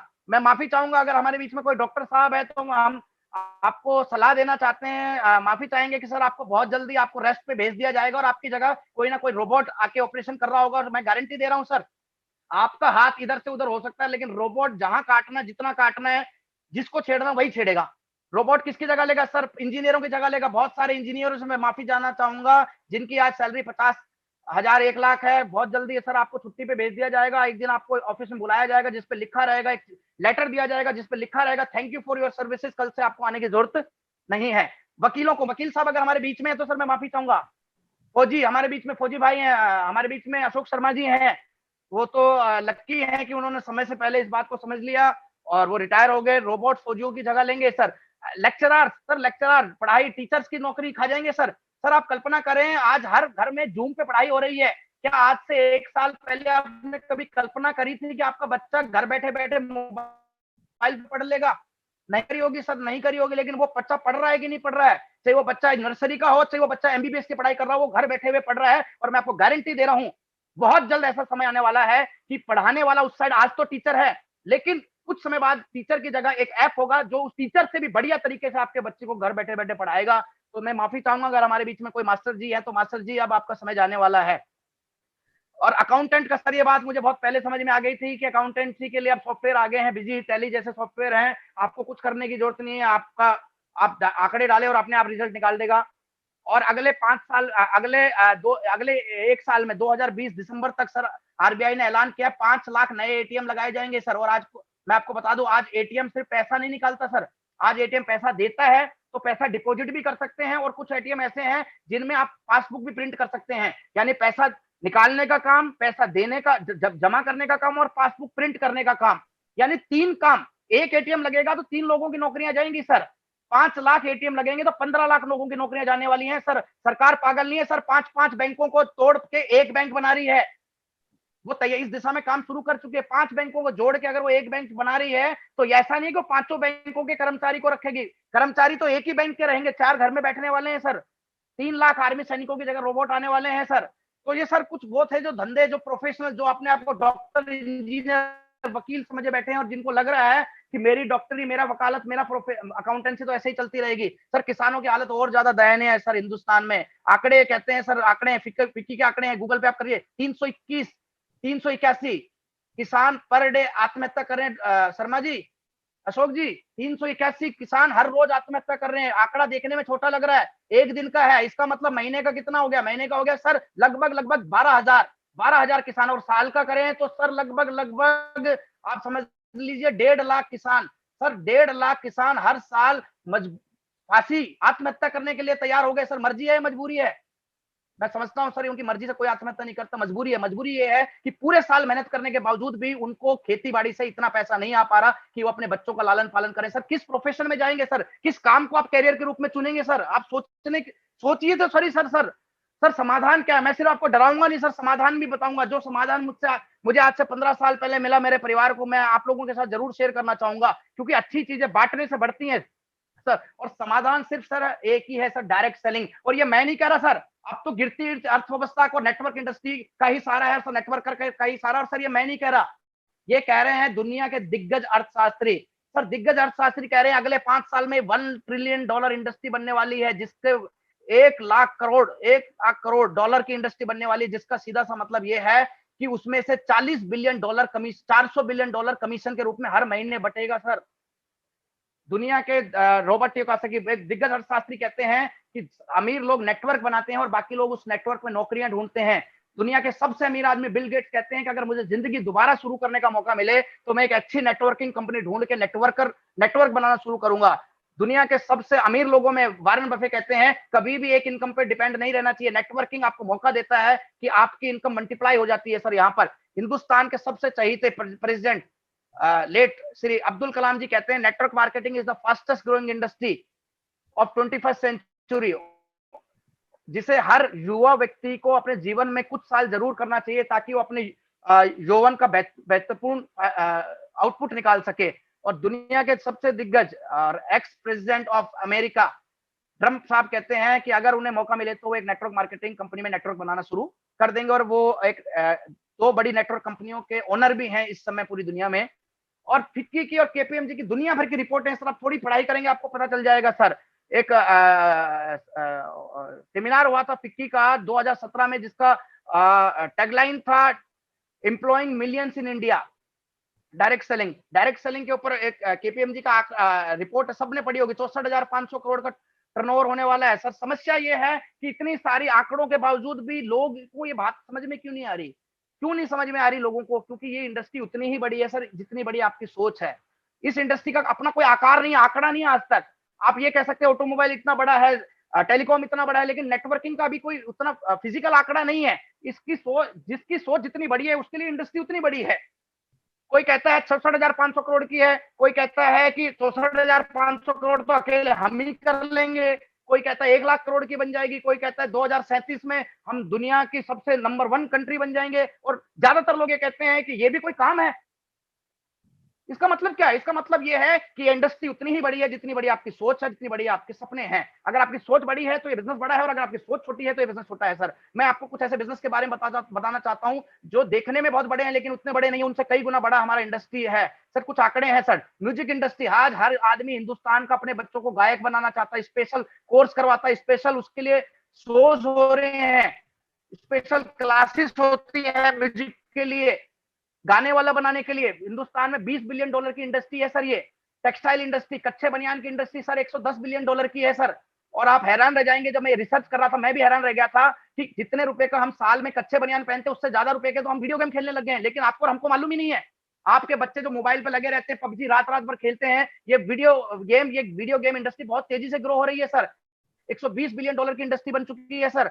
मूवी इंडस्ट्री, हर आदमी हिंदुस्तान का चाहता है मेरा बच्चा सलमान खान, माधुरी दीक्षित, ऐश्वर्या राय, कैटरीना कैफ बने। वो इंडस्ट्री पहुंच गई सर 136 बिलियन। आप सोच के देखिए कितनी बड़ी इंडस्ट्री है। कि सलमान खान, शाहरुख खान जैसे लोग एक एक फिल्म के 500 करोड़ रुपए कमा लेते हैं। 136 बिलियन डॉलर की इंडस्ट्री, और सर मैं जिस इंडस्ट्री की बात कर रहा हूं, डायरेक्ट सेलिंग इंडस्ट्री, वो सर 193 बिलियन डॉलर की इंडस्ट्री है। सर आपको और हमें नहीं मालूम, आपके और हमारे पड़ोसी को नहीं मालूम, आपके और हमारे रिश्तेदार को नहीं मालूम, लेकिन आंकड़े ये कह रहे हैं, और वत्स जी कहते हैं आंकड़े कभी झूठ नहीं कहते। आप गूगल करें सर, 193 बिलियन डॉलर की इंडस्ट्री है। इसका मतलब हम फिल्म इंडस्ट्री से आगे निकल चुके हैं, इसका मतलब हम वीडियो गेम इंडस्ट्री से आगे निकल चुके हैं, इसका मतलब हम कच्चे बनियान वाली इंडस्ट्री से डबल पहुंच चुके हैं। और इसका मतलब एक और है, अगर 136 बिलियन डॉलर फिल्म इंडस्ट्री में एक आदमी एक फिल्म के 500 करोड़ रुपए कमा सकता है, तो मुझे कहते हुए कतई हैरानी नहीं होती कि 193 बिलियन डॉलर वाली इंडस्ट्री से भी लोग एक महीने का 500 करोड़ रुपए का चेक कमाएंगे। और हम तो लक्की हैं कि ये सारी इंडस्ट्री एक एक इंडस्ट्री में काम करते हैं। हम तो लक्की हैं कि हम एक ऐसी इंडस्ट्री में जहां पर accessory, clothing, cosmetic, home care, household, wellness, books and stationery, food stuff, home improvement, utilities, सारे सेक्टर हमारे अकेले आरसीएम बिजनेस में है सर। हम बहुत लक्की हैं सर। और अगर आप इस काम को करते हैं, ईमानदारी से करते हैं, तो आप देखिए क्या हो सकता है। अगर आप 1 साल इस काम में लगे रहेंगे, 1000 रुपए के हिसाब से एवरेज 12,000 रुपए साल के आएंगे। 2 साल करते रहेंगे, 2000 रुपए एवरेज आने लग जाएंगे। तीसरे साल तक 4000 हो जाएंगे, चौथे साल तक 8000 हो जाएंगे, पांचवें साल आते आते 16,000 रुपए महीने के हिसाब से 2 लाख रुपए सालाना आने शुरू हो जाएंगे। छठा साल आते आते 32,000, सातवां साल आते आते 64,000, आठवां साल आते आते 1.25 लाख। और अगर आप लगातार 12 साल इस इंडस्ट्री में टिके रहे, तो मैं दावे से कह सकता हूं कि आप एक महीने का 20 लाख रुपया और एक साल का 2.5 करोड़ रुपया भी कमाएंगे सर। सिर्फ विश्वास करना है। मैंने पहले ही आपको बता दिया था, ये इंडस्ट्री उतनी ही बड़ी है जितनी बड़ी आपकी सोच है। अगर आप उतनी बड़ी सोच के साथ आए हैं, तो आपको इतनी बड़ी प्राइज भी इस इंडस्ट्री से मिलने वाली है। लेकिन सवाल ये उठता है कि इतना बड़ा इंडस्ट्री और इतना बड़ा प्राइज हमें मिलने वाला है, तो उसके अंदर उसके लिए हमारे अंदर कुछ काबिलियत होनी चाहिए कि नहीं होनी चाहिए शर्मा अंकल जी? आप देखिए, अगर एक व्यक्ति चपरासी भी बनना है, अगर एक व्यक्ति को चपरासी भी बनना है, तो उसके लिए 50 चीजें पूछी जाती है। उससे उसके लिए पूछा जाता है, उसके लिए कुछ क्वालिफिकेशन चाहिए, उसके लिए माना जाता है आपको ग्रेजुएट होना चाहिए, उसके लिए पूछा जाता है आपको कंप्यूटर की नॉलेज होनी चाहिए। अरे साला, चपरासी को लिए कौन सा कंप्यूटर की नॉलेज चाहिए? पानी पिलाने वाला बनने के लिए काय की नॉलेज चाहिए होती है कंप्यूटर की, लेकिन मांगते हैं कि नहीं मांगते? एक ऐसी इंडस्ट्री जो आपको करोड़पति बना सकती है, एक ऐसी इंडस्ट्री जो आपको आपकी 5 पीढ़ियों का कैरियर बना सकती है, उसके लिए कुछ तो क्वालिटी आपके अंदर होनी चाहिए ना सर। कि ऐसे कोई भी ऐरा गहरा नत्थु कह रहा आया चड्डी बनियान पहन के और नमक नमकीन 1000 रुपए का खरीद के और बन गया डायमंड, ऐसा होने वाला नहीं है सर। आपको मिनिमम 3 क्वालिटीज आपके अंदर होनी चाहिए अगर आपको डायमंड पे जाना है। तो सबसे पहली quality, you must be ambitious, महत्वाकांक्षी, भूख होनी चाहिए सर आपके अंदर। आपने बाहर सुना होगा संतोषी सदा सुखी, मैं ये कहता हूं संतोषी सदा दुखी। आप कोरोना वायरस वाले व्यक्ति के सामने मास्क लगाएं या ना लगाएं, जो आदमी आपको ये कहता सुन जाए कि संतोष में ही सुख है, उसके जरूर वायरस लगाएं, उससे जरूर आप मास्क लगाएं, क्योंकि वो सबसे बड़ा खतरा है। हमें ऐसे लोगों की जरूरत नहीं है जो कहते हैं दाल रोटी खाए जाओ, प्रभु के गुण गाए जाओ। हमें ऐसे लोगों की जरूरत है जो कहते हैं कि दाल रोटी तो खाएंगे ही खाएंगे, लेकिन ऐसा कुछ काम करेंगे कि हमारे पीढ़ियों को कुछ पैसे के लिए कभी तड़पना ना पड़े। तो सपने देखने वाले, willing to listen and learn. Sir, जिस देश में एम्बिशियस लोगों की कमी नहीं है, हर आदमी आगे बढ़ना चाहता है, लेकिन समस्या ये है कि जो आदमी आगे बढ़ना चाहता है वो सीखना और सुनने के लिए तैयार नहीं है। एक आज हिंदुस्तान का हर आदमी ये सोच के बैठा है कि मुझे सब पता है। समस्या ये है कि सर 30,000 रुपए कमाने वाले मास्टर को नहीं पता 3 लाख रुपए कैसे कमाए जाते हैं, लेकिन वो 30,000 कमाने वाला मास्टर, वो 30,000 कमाने वाला इंजीनियर ये सोचे बैठा है कि मुझे तो सब आता है। जब तक वो कुछ नया सुनेगा नहीं, नया सीखेगा नहीं, वो कभी भी 3 लाख पे नहीं पहुंचेगा, 30,000 पे ही जिंदगी काट देगा। और तीसरी क्वालिटी उसके अंदर होनी चाहिए, विलिंग टू चेंज, बदलने के लिए तैयार होना चाहिए। मैं ये नहीं कहता कि आज वो जब जुड़े तभी वो कोट पैंट टाई वाला हो, लेकिन जुड़ने के बाद कुछ समय बाद जब उसकी टीम डेवलप हो जाए, तो उसे अपने अंदर अपने चेंजेस करने चाहिए। और ये 3 मिनिमम क्वालिटीज उसके अंदर होनी चाहिए। और अगर उसके अंदर कुछ एक्स्ट्रा क्वालिटीज हैं, तो वो आपके लिए एक बोनस है। अगर वो अच्छा बोल पाता है, वो अच्छा पर्सनैलिटी है, अच्छा पढ़ा लिखा है, थोड़ा फाइनेंशियली सक्षम है, अच्छा सोशल इमेज है, तो वो एक बोनस है। लेकिन मिनिमम अगर ये 3 क्वालिटीज उसके अंदर है, तो मैं गारंटी देता हूं कि उस व्यक्ति को इस इंडस्ट्री का टॉप अचीवर बनने से कोई दुनिया की ताकत नहीं रोक सकती। अब हम कुछ ऐसे पॉइंट पे बात करेंगे जो नेटवर्क मार्केटिंग में जो फायदे मिल सकते हैं, आपको दूसरी किसी इंडस्ट्री में ये फायदे मिलने वाले नहीं है सर। कैसा चल रहा है जगदीश जी अभी तक? बहुत जबरदस्त सर, आई ओपनिंग सर, आई ओपनिंग एकदम जबरदस्त। आंकड़ा कम नहीं होना चाहिए सर 500 वाला। सर बिल्कुल हाउसफुल है, मेरे पास मैसेज पे मैसेज आ रहे हैं सर। ओके सर, कंटिन्यू रखते हैं सर। नेटवर्क मार्केटिंग करने के फायदे क्या है? दूसरे धंधे करते हैं, फायदे नुकसान होते हैं, हमें इस धंधे के भी फायदे नुकसान समझने पड़ेंगे।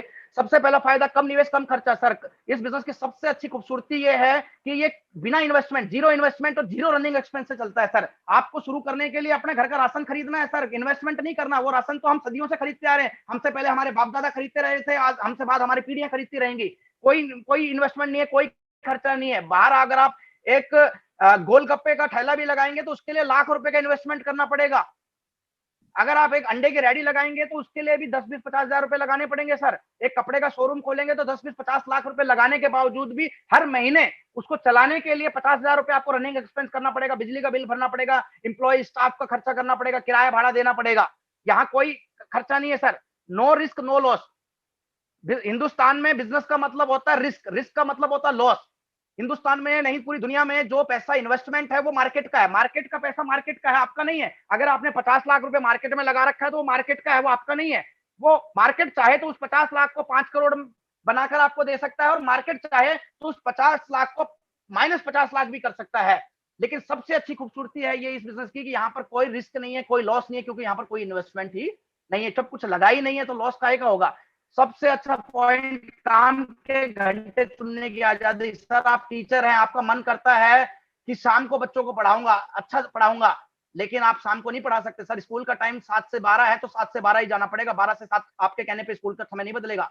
अगर आप अंडे की रेडी लगाते हैं और आप कहें कि आज सुबह 7 बजे से 9 बजे तक अंडे की रेडी लगा लूं तो कोई नहीं खाएगा सर। गोलगप्पे के ठेला लगाते हैं, सोचते हैं 9 बजे से 12 बजे तक गोलगप्पे का ठेला लगा दूं, कोई नहीं, एक गोलगप्पा नहीं बिकेगा सर। उसका भी एक टाइम है।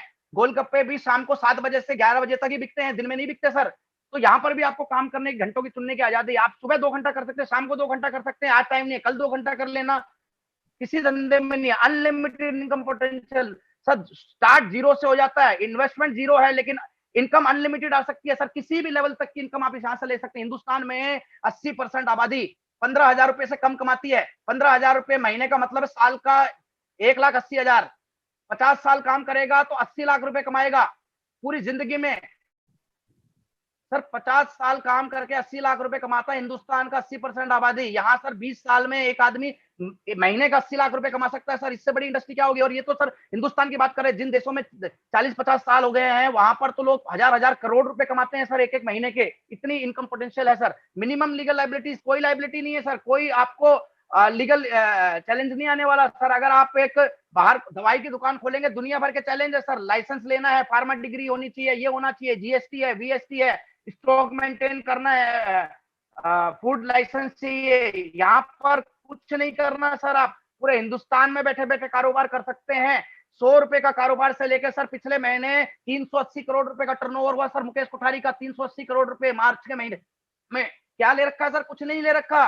कोई जीएसटी, कोई लाइसेंस नहीं है सर। सिर्फ आपकी और मेरी तरह 1,000 रुपए का, 1,500 रुपए का एक काला बैग लिया था सर, घर का सामान खरीदा था, और आज 380 करोड़ रुपए, 700 करोड़ रुपए का टर्नओवर कर रहे हैं sir. Minimum legal liabilities, no special licence and education required sir. कोई स्पेशल लाइसेंस या एजुकेशन नहीं चाहिए। अगर आप सर बाहर वकील बनना चाहते हैं तो बातों से वकील नहीं बनेंगे सर। वकालत की पढ़ाई करनी पड़ेगी, लाखों रुपए की फीस लगेगी। अगर डॉक्टर बनना चाहते हैं तो बातों से डॉक्टर नहीं बनेंगे, डॉक्टरी की पढ़ाई करनी पड़ेगी कई सालों तक, तब जाकर डॉक्टर बनेंगे। यहाँ पर कोई फीस नहीं है, कोई एजुकेशन नहीं है सर। कोई भी मोटा नोटा, अनपढ़, कम पढ़ा लिखा, ज्यादा पढ़ा लिखा, ट्रक मैकेनिक, किसी भी प्रकार का कोई भी आदमी इस इंडस्ट्री में आ सकता है। किसी स्पेशल एजुकेशन और लाइसेंस की आपको जरूरत नहीं है। नो नीड ऑफ स्पेस और ऑफिस। सर अगर आप कोई धंधा खोलेंगे, अंडे की रेडी भी लगाएंगे तो ठिया ढूंढना पड़ेगा सर।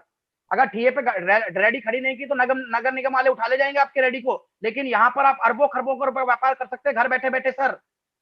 कोई ऑफिस की, कोई स्पेस की, कोई गोदाम की जरूरत नहीं है। No staff required sir. बहुत इंपॉर्टेंट पॉइंट है। जो बिजनेस करते हैं, जो धंधा करते हैं, उन्हें मालूम है। फिक्की के आंकड़े हैं कि जितने भी नए धंधे शुरू होते हैं उनमें से 90% बिजनेस पहले 5 साल में बंद हो जाते हैं। 90% बिजनेस पहले 5 साल में बंद हो जाते हैं। और उसका भी स्टडी किया गया तो पाया गया कि उन 90% बिजनेस में से भी 50% बिजनेस सिर्फ लोगों को प्रॉपर हैंडल ना कर, स्टाफ को संभाल ना पाने की वजह से खत्म होते हैं सर। अगर एक परचून वाला भी परचून की दुकान भी खोलता है तो 2 छोटू को संभालने के लिए उसका माथा पच्ची सुबह शाम तक लगा रहता है। यहाँ पर आपको कोई स्टाफ नहीं रखना, कोई सैलरी नहीं देनी सर किसी को। ओ हो सर, कमाल का पॉइंट है सर। जो जिस व्यक्ति ने जॉब करी है वो इस पॉइंट का महत्व समझ सकता है sir. No boss no loss sir. नौकरी में बॉस और धंधे में लॉस किसी को पसंद नहीं है सर। आप अपने बॉस खुद है सर, अपनी मर्जी से उठे, मर्जी से सोएं, मर्जी से मीटिंग करें, मर्जी से नहीं है नहीं जरूरत मत करें सर। जगदीश साहब कई दिनों से बोल रहे थे सर मीटिंग दो, मन नहीं कर रहा था, नहीं की, आज मन क्या कर दी। कोई कोई बॉस नहीं अपना। टैक्स बेनिफिट, अरे सर कमाल का पॉइंट है सुनील भाई, कमाल का पॉइंट है। शुरुआती दौर में बहुत सारे लोग हो सकता है इस पॉइंट को ना समझ पाए, लेकिन जैसे जैसे आपका बिजनेस बढ़ेगा आपकी इनकम बढ़ेगी। कमाल का पॉइंट है सर। आपको भारत सरकार बिजनेस करने के लिए कुछ छूट देती है बिजनेस में, और ये कुछ छूट नहीं है सर, बहुत बड़ी छूट है। पिछले साल मेरे को 21 लाख रुपए आए सर आरसीएम बिजनेस से। 21 लाख रुपए का टीडीएस कटा। अगर मैं नौकरी कर रहा होता तो इस 21 लाख का मतलब है कि मुझे 30% के स्लैब पे आ जाता। शर्मा अंकल जी, अशोक जी, 30% के स्लैब पे आ जाता ना, मैं 10 लाख से ऊपर सैलरी होते ही।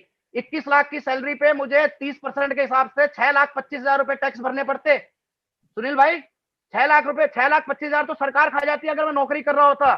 और मैं आपको ईमानदारी से बताऊं, मैंने 21 लाख पे सिर्फ 15,000 टैक्स दिया है। सर ये कमाल का पॉइंट है। जैसे जैसे आपकी इनकम लाखों में आएगी तब समझ में आएगा। फ्री ट्रेनिंग एजुकेशन सर, कोई पैसा नहीं है सर सिखाने का, कोई पैसा नहीं है सीखने का। अगर डॉक्टर बनना है सर, डॉक्टरी में एडमिशन से पहले पहले लाखों रुपए की कोचिंग में लग जाती है सर। करोड़, कोटा जैसे शहर में लाखों करोड़ों अरबों रुपए का सर धंधा हो रहा है कोचिंग के नाम पे, और कितने 100 200 500 बच्चे कामयाब हो पाते हैं सर। यहाँ पर फ्री एजुकेशन सर। लखपति आपको खुद आपके घर पे आपको आके लखपति बनना सिखाता है सर। वहां पर एक डॉक्टर, एक व्यक्ति डॉक्टरी की कोचिंग दे रहा है जो खुद डॉक्टर नहीं है, खुद टीचर है। कमाल की बात देखो सर, यहाँ पर करोड़पति आपको करोड़पति बनना सिखा रहा है सर, वो भी फ्री में, कभी भी फ्लेक्सिबल। और उससे भी बड़ी बात, फ्री में तो है ही, वो आपका टाइम, सीखने का टाइम भी आपके ऊपर है। आप 12 बजे भी सुनील भाई को फोन कर दोगे और ये पूछोगे कि सर ये प्रोडक्ट कैसे बेचना है, तो 12 बजे भी गारंटी आपको बताएंगे 1-2 तरीके प्रोडक्ट बेचने के।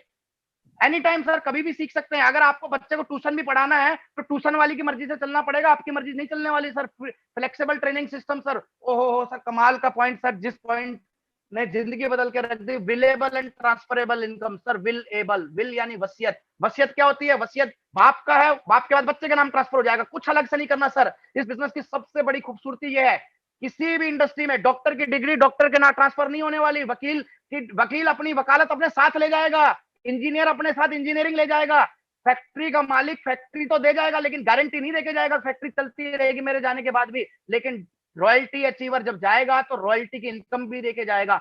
डायमंड जब जाएगा तो इस दुनिया से डायमंड की इनकम भी आपको देके जाएगा sir. Good retirement income sir. 5 साल काम कीजिए सर।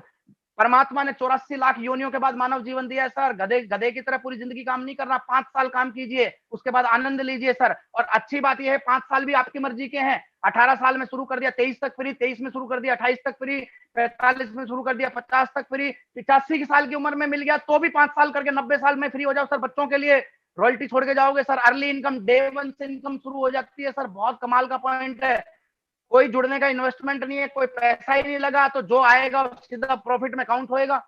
नो टेरिटरी, हिंदुस्तान के किसी भी कोने में आप काम फैला सकते हैं सर। अगर आपने कटरा के मार्केट में अखरोट की दुकान खोल रखी है सुनील भाई, तो सिर्फ अखरोट कटरा वाले ही खरीदेंगे, बाहर से नहीं आने वो खरीदने वाले। या बाहर आपको धंधा फैलाना है तो दिल्ली में दुकान खोलनी पड़ेगी। लेकिन आप एक आईडी से, आज हिंदुस्तान में 18 स्टेटों में 1000 से ज्यादा गांव और शहरों में मेरा नेटवर्क है सर। मैं तो हरियाणा का रहने वाला हूँ, हरियाणा में पैदा हूँ, मेरी सारी रिश्तेदारी हरियाणा में है। लेकिन इस आईडी की पावर देखिए सर, पूरे हिंदुस्तान में आप कारोबार कर सकते हैं। ओहो सर, कमाल का बिजनेस है, कमाल का पॉइंट है। Insulated against natural disaster sir. हम इंश्योरेंस लेते हैं लेकिन इंश्योरेंस भी प्राकृतिक आपदाओं को कवर नहीं करता सर। तूफान, बाढ़, महामारी, कोरोना जैसी महामारी, आज कोरोना जैसी महामारी ने लॉकडाउन कर दिया सर। आदमी काम करने के लिए तैयार है लेकिन दुकान खुल नहीं सकती क्योंकि लॉकडाउन है। बारिश आ गई, बाढ़ आ गई। एक ऐसा धंधा है जिसको कोई कोरोना जैसी महामारी, कोई भूकंप, कोई बाढ़ रोक नहीं सकती सर। आप, आज पूरी दुनिया लॉकडाउन है लेकिन आपका और हमारा धंधा जोरों से चल रहा है सर। ओहो सर, कमाल का पॉइंट है। नो डिस्क्रिमिनेशन, कोई भेदभाव नहीं है सर। हिंदुस्तान में हम कितनी भी बातें कर लें समानता की, लेकिन फिर भी बहुत भेदभाव है। हर जगह भेदभाव है, कहीं जाति का भेदभाव है, कभी कहीं सेक्स का भेदभाव है। लेकिन ये एक ऐसा बिजनेस है जहां पर कोई भेदभाव नहीं। यहाँ कोई नहीं देखता आप हिंदू हैं, मुस्लिम हैं, आप सिख हैं, ईसाई हैं, आप गोरे हैं, काले हैं, मोटे हैं, नाटे हैं, लड़का है, लड़की है, औरत है, बुढ़े हैं, जवान है। सिर्फ आपके अंदर भूख होनी चाहिए, जुनून होना चाहिए अपने सपने को पूरा करने का। और सबसे इंपॉर्टेंट पॉइंट जो मेरी 14 साल की इस इंडस्ट्री की यात्रा में जो मैंने सबसे बड़ी चीज पाई है, वो है यहाँ पर सर आपको मेंटोर मिलते हैं, कोच मिलते हैं सर, दुनिया में कहीं नहीं मिल सकते सर। जिस क्षेत्र में कोच मिलते हैं वहीं पर आदमी बड़ी ऊंचाइयों पे जा सकता है, और यहाँ पर आपको वही कोच मिलते हैं। अगर आप जॉब करेंगे आपको सर कोच नहीं मिलेगा, जॉब में कभी गुरु नहीं मिलता, जॉब में बॉस मिलता है, और बॉस कभी आपको वो नहीं सिखाएगा जिसको सीख कर आप उससे आगे निकल जाएं। अगर आप बिजनेस करते हैं, जॉब नहीं करते, बिजनेस करते हैं, तो बिजनेस में गुरु बॉस तो नहीं मिलता, कॉम्पिटिटर मिलता है। कॉम्पिटिटर कभी भी आपको गलती करने से नहीं रोकेगा, वो चाहेगा आप गलती करें और उसकी गलती का फायदा वो उठाए। लेकिन इस बिजनेस में आप लक्की हैं, क्योंकि यहाँ पर आपको गुरु मिलते हैं। गुरु आपको हर वो चीज सिखाएगा जिसको सीखकर आप उससे आगे निकल सकते हैं, और हर वो गलती करने से बचाएगा, रोकेगा, जिसको करके आपको नुकसान हो सकता है सर। और हम लक्की हैं, आज मौका भी है और दस्तूर भी है। मैं चाहूंगा कि हम अपने सभी गुरुओं के लिए आज सम्मान में तालियां बजाएं। और मैं गर्व करता हूं कि हमें गुरुदेव रामकिशन जी के मार्गदर्शन में, गिरीश मोहन जी, बलवान जी जैसी शख्सियत के मार्गदर्शन में काम करने का अवसर मिला। थैंक्स करना चाहेंगे हम सभी गुरुओं का। ये हमारा धंधा बाकी धंधों से बेहतर कैसे है? Lots of investment. अगर कोई बाहर बिजनेस करेगा, दुकान खोलेगा, तो बहुत सारा इन्वेस्टमेंट है सर, बातों से शुरू नहीं होगा। वहां ऐसा नहीं है जैसा हमने सामान खरीदा और शुरू हो गया। वहां कपड़े की दुकान खरीदनी करनी है तो 50 लाख के कपड़े खरीद के लाने पड़ेंगे, जूते की दुकान करनी है 50 लाख के जूते खरीद के लाने पड़ेंगे। ऐसा नहीं है हमारी तरह आटा नमक खरीद लाए और बिजनेस शुरू हो गया। लॉट्स ऑफ इन्वेस्टमेंट लगेगा, एक्सपीरियंस रिक्वायर्ड। लाखों रुपए लगाने के बाद कोई गारंटी नहीं है सर। 50 लाख के जूते खरीद के ला सकते हैं, जूते बेचने का एक्सपीरियंस नहीं होगा तो जूते कोई नहीं खरीदेगा सर। फ्री में भी नहीं लेके जाते लोग। हाई लॉस हाई रिस्क, क्योंकि इन्वेस्टमेंट ज्यादा है तो लॉस, रिस्क भी ज्यादा है, रिस्क है तो लॉस होने की पूरी चांसेस है, क्योंकि मार्केट का पैसा मार्केट का, आपका तो है नहीं। मैनी रिस्पॉन्सिबिलिटी, जिम्मेवारी आपकी सर। स्टॉक आपका, दुकान आपकी, टेंशन आपकी, पैसा आपका, रिस्क आपका, लाइसेंस आपको लेना है, जीएसटी आपको भरना है, अकाउंटिंग आपको देखनी है, डेड स्टॉक आपको निकालना है, सैलरी आपको देनी, स्टाफ आपको करना है। हमें कुछ नहीं करना था sir. Unlimited working hour, time required sir. कोई अनलिमिटेड टाइम, 18 14 घंटा काम करना पड़ता दूसरे धंधों में सर। हमारी तरह नहीं है 2 घंटे एक मीटिंग कर दी और बस फ्री। और इसके बावजूद भी कोई गारंटी नहीं है सर वहां पर प्रॉफिट की। तो इतना बड़ा सुनील भाई, इतना बड़ा कैरियर है, इतना बड़ा धंधा है, इतना बड़ा ये उद्योग है, तो ये इसमें जुड़ने वाला हर आदमी कामयाब हो जाएगा, डायमंड बन जाएगा, या कुछ करना पड़ेगा उसको, या बस फार्म भर दो और 25 लाख आना शुरू करना पड़ेगा। थोड़ा बहुत करना पड़ेगा या थोड़ा सा ज्यादा करना पड़ेगा? ज्यादा करना पड़ेगा, सिस्टम को फॉलो करना पड़ेगा। चलो कम में काम चला दें सर। सर 5 काम करने हैं, सिर्फ 5 काम, अगले 5 काम करने। अगर ये 5 काम कर सकते हैं तो सर आप इस इंडस्ट्री के अचीवर बन सकते हैं, टॉप अचीवर बन सकते हैं, और लाखों करोड़ों रुपए महीने के कमा सकते हैं, और अपनी अगली 5 पीढ़ियों का कैरियर संवार सकते हैं। सर मैं फिर कह रहा हूँ, डॉक्टर एक कैरियर का डॉक्टर रहता है, एक लाइफ का कैरियर बनाता है, इंजीनियर एक पीढ़ी का कैरियर बनाता है, लेकिन नेटवर्कर अगर 5 पीढ़ियों का कैरियर बना के जाता है सर। 5 काम करने हैं सर। पहला काम है 5 साल टिकना है sir. Sir winners never quit, quitters never win. जीतने वाले रुकते नहीं और रुकने वाले कभी जीतते नहीं सर। अगले 1500 दिन कसम खा लो, आज ही अपने बच्चे के सर पे हाथ रख के कसम खा लो कि साला दुनिया इधर से उधर हो जाए, हर हाल में और हर काल में। अगले 1500 दिन, अगले 5 साल आरसीएम ही करना है और कुछ नहीं करना।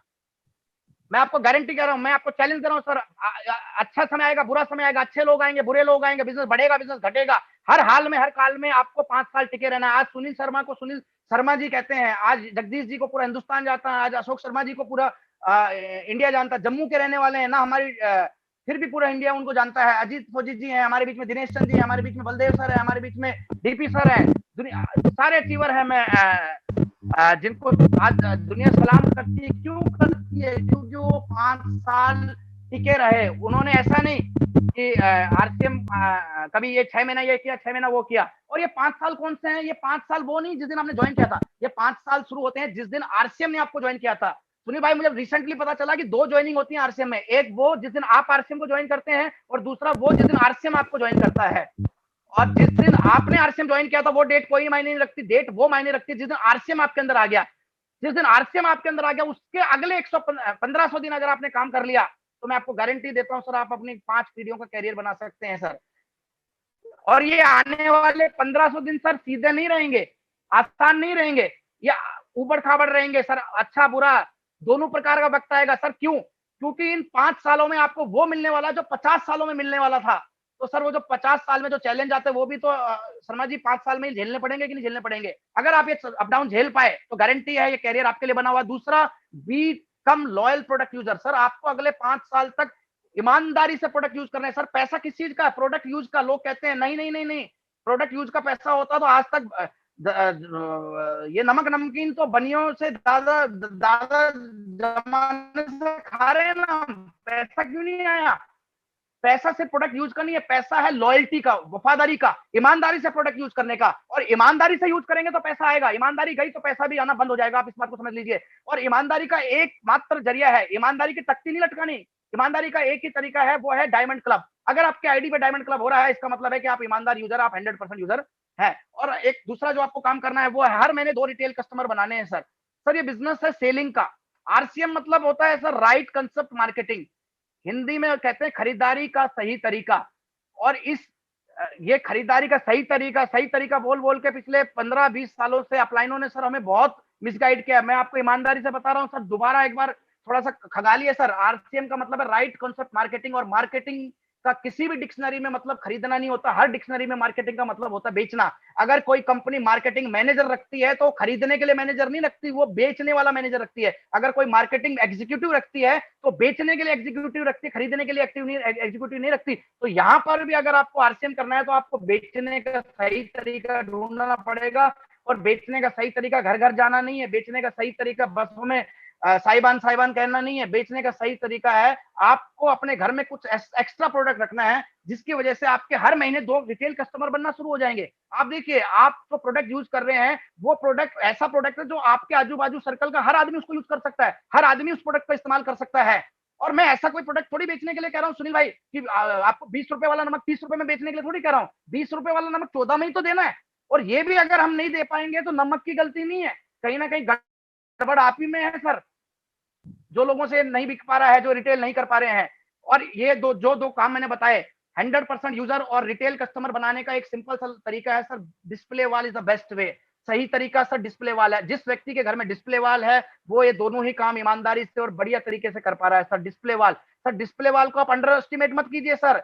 20,000 करोड़ का कारोबार है सर आज आरसीएम का। 20,000 करोड़ के कारोबार के मालिक टीसी छाबड़ा ने अगर डिस्प्ले वॉल को इतना प्रमोट कर रहा है, हर बड़ा लीडर डिस्प्ले वॉल को प्रमोट कर रहा है, तो उसके पीछे कोई ना कोई लॉजिक है जो आपको और हमें समझ में नहीं आ रहा, लेकिन उन लोगों को समझ में आ गया है। क्योंकि उन्हें समझ में आ गया डिस्प्ले वॉल ही वो क्रांति है जो हिंदुस्तान के घर घर में आरसीएम को पहुंचा सकती है, हर गली गली में आरसीएम को ले जा सकती है।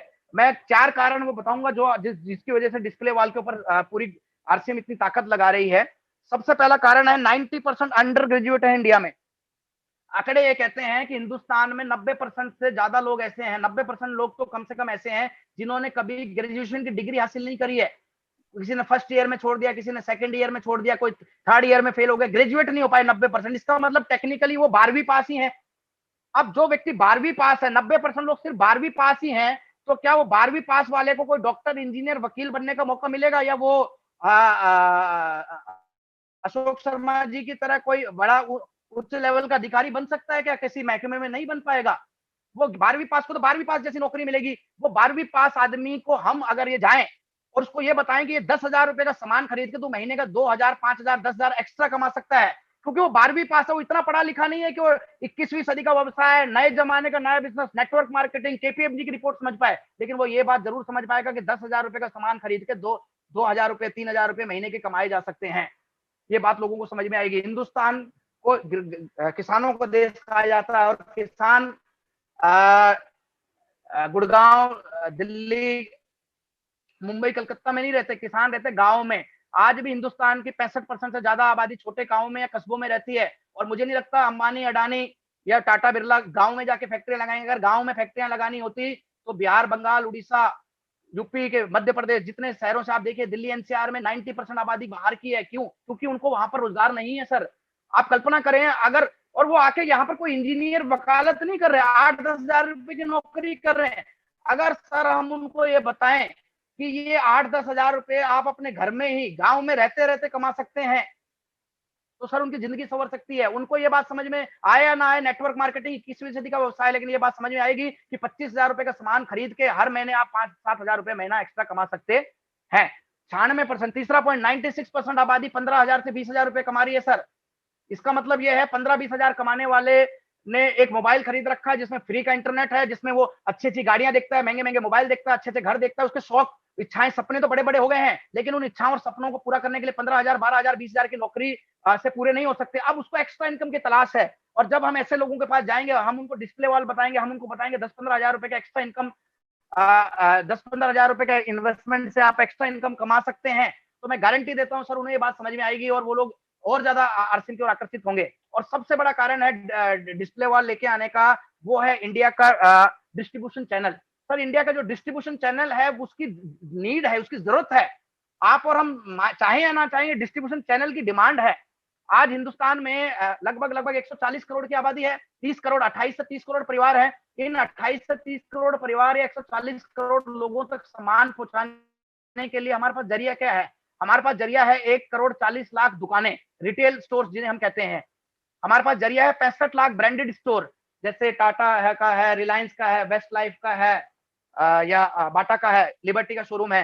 हमारे पास है 1.5 करोड़ खोखे, खोखे यानी जिनका कोई जीएसटी वीएसटी या जिनका कोई आंकड़े नहीं है, गांव देहात की दुकानें।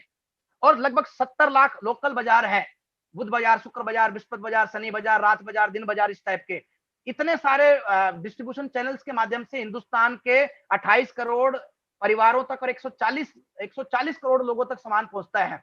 अब आरसीएम का सपना था, टीसी सर का सपना था घर घर आरसीएम, गली गली आरसीएम, और हमारे पास ऑप्शन क्या था? 10,000 पिकअप सेंटर। अब आप मुझे बताइए जगदीश जी, अगर आप सुन पा रहे हैं, जवाब दे पाए, तो 10,000 पिकअप सेंटर को अगर 28 करोड़ परिवारों तक सामान पहुंचाना पड़े, तो एक परिवार को एक पिकअप सेंटर की जिम्मेवारी आई 28 लाख परिवार। मुझे बताइए जगदीश भाई, एक पिकअप सेंटर वाला 28 लाख घरों को कैसे सामान सप्लाई करेगा? पॉसिबल ही नहीं है सर। पॉसिबल ही नहीं है ना सर ये बात जी। और ये बात टीसी सर को समझ में आई, और उन्हें समझ में आया कि मात्र 10,000 पिकअप सेंटर से ये संभव नहीं है। हम 10,000 पिकअप सेंटर के बल पे घर घर गली गली आरसीएम नहीं पहुंचा सकते। उन्होंने डिस्प्ले वॉल का डिसीजन लिया और उन्होंने टारगेट लिया कि 1 करोड़ डिस्प्ले वॉल हम अगले 5 साल में 2025 तक खोलेंगे। अब मुझे बताइए, अगर 1 करोड़ डिस्प्ले वॉल खुल जाते हैं तो एक डिस्प्ले वॉल की जिम्मेवारी आती है 28 परिवारों तक सामान पहुंचाने की। जगदीश भाई, एक डिस्प्ले वॉल वाला अगर ईमानदारी से काम करे तो अपने आजू बाजू कॉलोनी पड़ोस में 28 परिवारों को सामान दे सकता है कि नहीं दे सकता सर? 100% सर।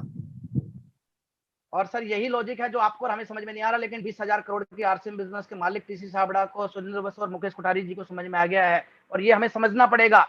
और हमें अपनी टीम के हर व्यक्ति को, हर एक्टिव लीडर को डिस्प्ले वॉल खुलवानी पड़ेंगे। आप देखिए सर, जरा थोड़ा अपने आजू बाजू घूम के देखिए जगदीश भाई, ऐसी लाल पीली बोतलें देखिए कभी? क्या होता है सर इनमें? मुझे मालूम है आपने कभी सेवन तो नहीं किया होगा, लेकिन होता क्या है आप समझ गए होंगे सर। हाँ जी, हाँ जी। इनमें होता है सर शराब, अल्कोहल। पीने से सेहत सुधरती है कि बिगड़ती है सर? बिगड़ती है सर। मैं आपको बताऊं सर, 2020 जिसे पूरी दुनिया में कंप्लीट लॉकडाउन के रूप में माना जाता है, उस 2020 में भी हिंदुस्तान में 650 करोड़ लीटर, 650 करोड़ की शराब नहीं, 650 करोड़ लीटर शराब बिकी है सर। रेट तो मुझे मालूम नहीं है मोटा मोटा, लेकिन अगर मैं मान के चलूं कि एक लीटर 1,000 रुपए की आती होगी दारू, तो बहुत बड़ा आंकड़ा हो गया सर। ये बिकी है, इसका मतलब कोई ना कोई तो बेच रहा होगा ना सर इसको। Yes sir. सर ये ऐसी दुकानें देखी होंगे ना सर, पान गुटखा मिलता है सर इनमें। हाँ जी, हाँ जी, बिल्कुल सर। इनमें ऐसे प्रोडक्ट मिलते हैं जिन पे लिखा हुआ है कि खाओगे तो मरोगे। तस्वीर ऐसी ऐसी बनी हुई है सिगरेट के डब्बों पे, गुटखे के डब्बे, खैनी जर्दे पे, ठीक है, उसमें लिखा हुआ बड़े बड़े अक्षरों में गारंटी है, मौत है। लेकिन फिर भी हिंदुस्तान में 35,000 करोड़ रुपए की सिगरेट पी के सर पिछले साल लोग धुआं में उड़ा दिया, और 80,000 करोड़ रुपए से ज्यादा का सर गुटखा बिकता है हिंदुस्तान में। अब मुझे बताइए सर, क्या ये केवल मैं एक सवाल पूछना चाहता हूं, क्या ये प्रोडक्ट के बगैर लाइफ चल सकती है कि नहीं चल सकती सर? सर जो यूट्यूब में है सर, वो यूट्यूब में सर जवाब दें, और जो चैट बॉक्स में, वो चैट बॉक्स में जवाब दीजिए सर। मैं आपकी जगह जवाब दे देता हूँ, जी चल सकती है, इन प्रोडक्टों के बगैर लाइफ चल सकती है। लेकिन मैं एक और सवाल पूछना चाहता हूँ, क्या इन प्रोडक्टों के बगैर लाइफ चल सकती है? अरे कोई बात नहीं है, अपनी जान, मास्क, आप कोरोना से मत डरो, लेकिन पुलिस वाले से डरने के लिए तो आज मास्क पहन रहे हैं कि नहीं पहन रहे? बिल्कुल सर। हिंदुस्तान में 140 करोड़ है, अगर एक आदमी के पास 2 मास्क भी हैं तो इसका मतलब 280 करोड़ तो मास्क बेच सकते हैं सर हम लोग। यस। हर महीने, क्योंकि एक महीने में 2 मास्क इस्तेमाल होते हैं सर, क्यों नहीं बेच पा रहे हम 6 लेयर मास्क? वो मास्क जो आपकी जान बचा सकता, वो नहीं हम बेच पा रहे सर। पहले आदमी सुसु करके आके हाथ धोता था या नहीं धोता था, आज 2 बार धोता है सर। हैंड वॉश हर घर में बिक सकता है सर। सर पेंट बनाने वाली फैक्ट्रियां सर सैनिटाइजर बना रही हैं sir. Sir immunity booster, sir लोग गूगल में सर्च कर करके इम्यूनिटी बूस्टर ऑनलाइन मंगा रहे हैं सर। सर रामदेव ने सर 10,000 करोड़ का टर्नओवर कर दिया सर गिलोय तुलसी रस बेच बेच के। सर आप और हम नहीं कर सकते क्या सर? हमारे पास बेस्ट क्वालिटी की तुलसी है सर, हमारे पास बेस्ट। अरे सरकार ये कह रही है कि अस्पतालों से बचो, अस्पताल मत जाओ, काढ़ा पियो। सरकार अपना आयुष काढ़ा बना बना के बेच रही है, 280 रुपए का 100 ग्राम सर। हमारे यहाँ सर 150 ग्राम आ रहा है। मैं आपको बताऊं सर, आयुष काढ़ा जो सरकार का काढ़ा है उसमें जो इंग्रेडिएंट है उससे ज्यादा इंग्रेडिएंट तो आरसीएम की चाय मसाला में है सर। आप पढ़ के देखना थोड़ा सा। और सरकार ने मतलब अरबों रुपए का व्यापार कर दिया इस आयुष काढ़ा से सर। क्या हम अपना काढ़ा नहीं बेच पाएंगे सर? हर आदमी को जरूरत है सर, गूगल पे लोग सर्च कर करके मंगा रहे हैं सर। यस सर ये प्रोडक्ट हर आदमी खरीद सकता है sir. Good shop good ship sir हर आदमी की जरूरत है। और सर एक ऐसा यूनिक प्रोडक्ट जिसने कमाल कर रखा है पूरे हिंदुस्तान में, मेडिकल हर बीमारी का इलाज। सर क्या ये प्रोडक्ट हम नहीं बेच पाएंगे सर? अरे सर बेचने वाले इतने ऐसे घटिया घटिया प्रोडक्ट बेच पा रहे हैं, क्या हम ये नहीं बेच पाएंगे? और अगर हम ये बेच पाए तो सर हमारा डायमंड क्लब गारंटी से होगा। और अगर डायमंड क्लब इतना समझाने के बाद, इतना ताकत लगाने के बाद, गुरुजी के इतने सिखाने के बाद भी अगर हम डायमंड क्लब नहीं कर पा रहे हैं तो मैं आज ही आपको भविष्य बता देता हूँ। जगदीश भाई मैं थोड़ा सा माफी चाहूंगा अगर 1-2 लोग छोड़ के चले जाएं बिजनेस को, ये सुनने के बाद तो मेरी गलती नहीं है। मेरी बीमारी यह है कि मुझे सीधी और खरी बात कहने की आदत है। मुझे मालूम है कि मीठी मीठी गोलियों से डायबिटिक ठीक नहीं होती है, उसके लिए तो कड़वी दवाई देनी पड़ती है। और इतनी मेहनत के इतनी बावजूद अगर लोगों को समझ में नहीं आ रहा, उनको लग रहा है कि डायमंड क्लब नहीं करेंगे तब भी काम चल जाएगा, तो सर ऐसा होने वाला नहीं है। अगर आप डायमंड क्लब नहीं करेंगे तो क्या करेंगे? 1000 रुपए का सामान खरीदेंगे, 50 की बीवी होगी, 500 की बीवी होगी, 50 रुपए आएगा। 700 का सामान खरीदेंगे, 350 की बीवी होगी, 35 रुपए आ जाएगा। 400 का सामान खरीदेंगे, 200 रुपए की बीवी होगी, 20 रुपए आ जाएगा। और इससे होगा क्या? इससे 500 रुपए का चेक बनने में भी साल भर लग जाएंगे, और हो सकता है साल भर से पहले पहले वो वीर गति को प्राप्त हो जाए। और ज्यादातर लोग हो ही जाते हैं, थक हार के सिस्टम को दोष दे देते हैं और जाते जाते आरसीएम और अपलाइन को गाली देते हैं। ऐसा होता है नहीं होता सर? ये वो लोग हैं जो डायमंड क्लब नहीं कर पा रहे हैं सर। और मैं आपको गारंटी दे रहा हूं सर, आगे चल के आप 3.5 और 1.15 करके रॉयल्टी अचीवर बन सकते हैं, लेकिन रॉयल्टी की इनकम भी ले सकते हैं, लेकिन रॉयल्टी की पिन तभी मिलेगी जब आप डायमंड क्लब कर रहे होंगे सर। और सबसे बड़ी बात सर, क्योंकि हम मंकी सी मंकी डू के सिद्धांत पे काम करते हैं, बंदर जैसा देखेगा बंदर वैसा करेगा, आप जैसा करेंगे आपकी टीम वैसा ही करेगी। तो आपको डायमंड क्लब करना जरूरी है। रॉयल्टी के लिए चाहिए क्या सर? 3.5 और 1.15।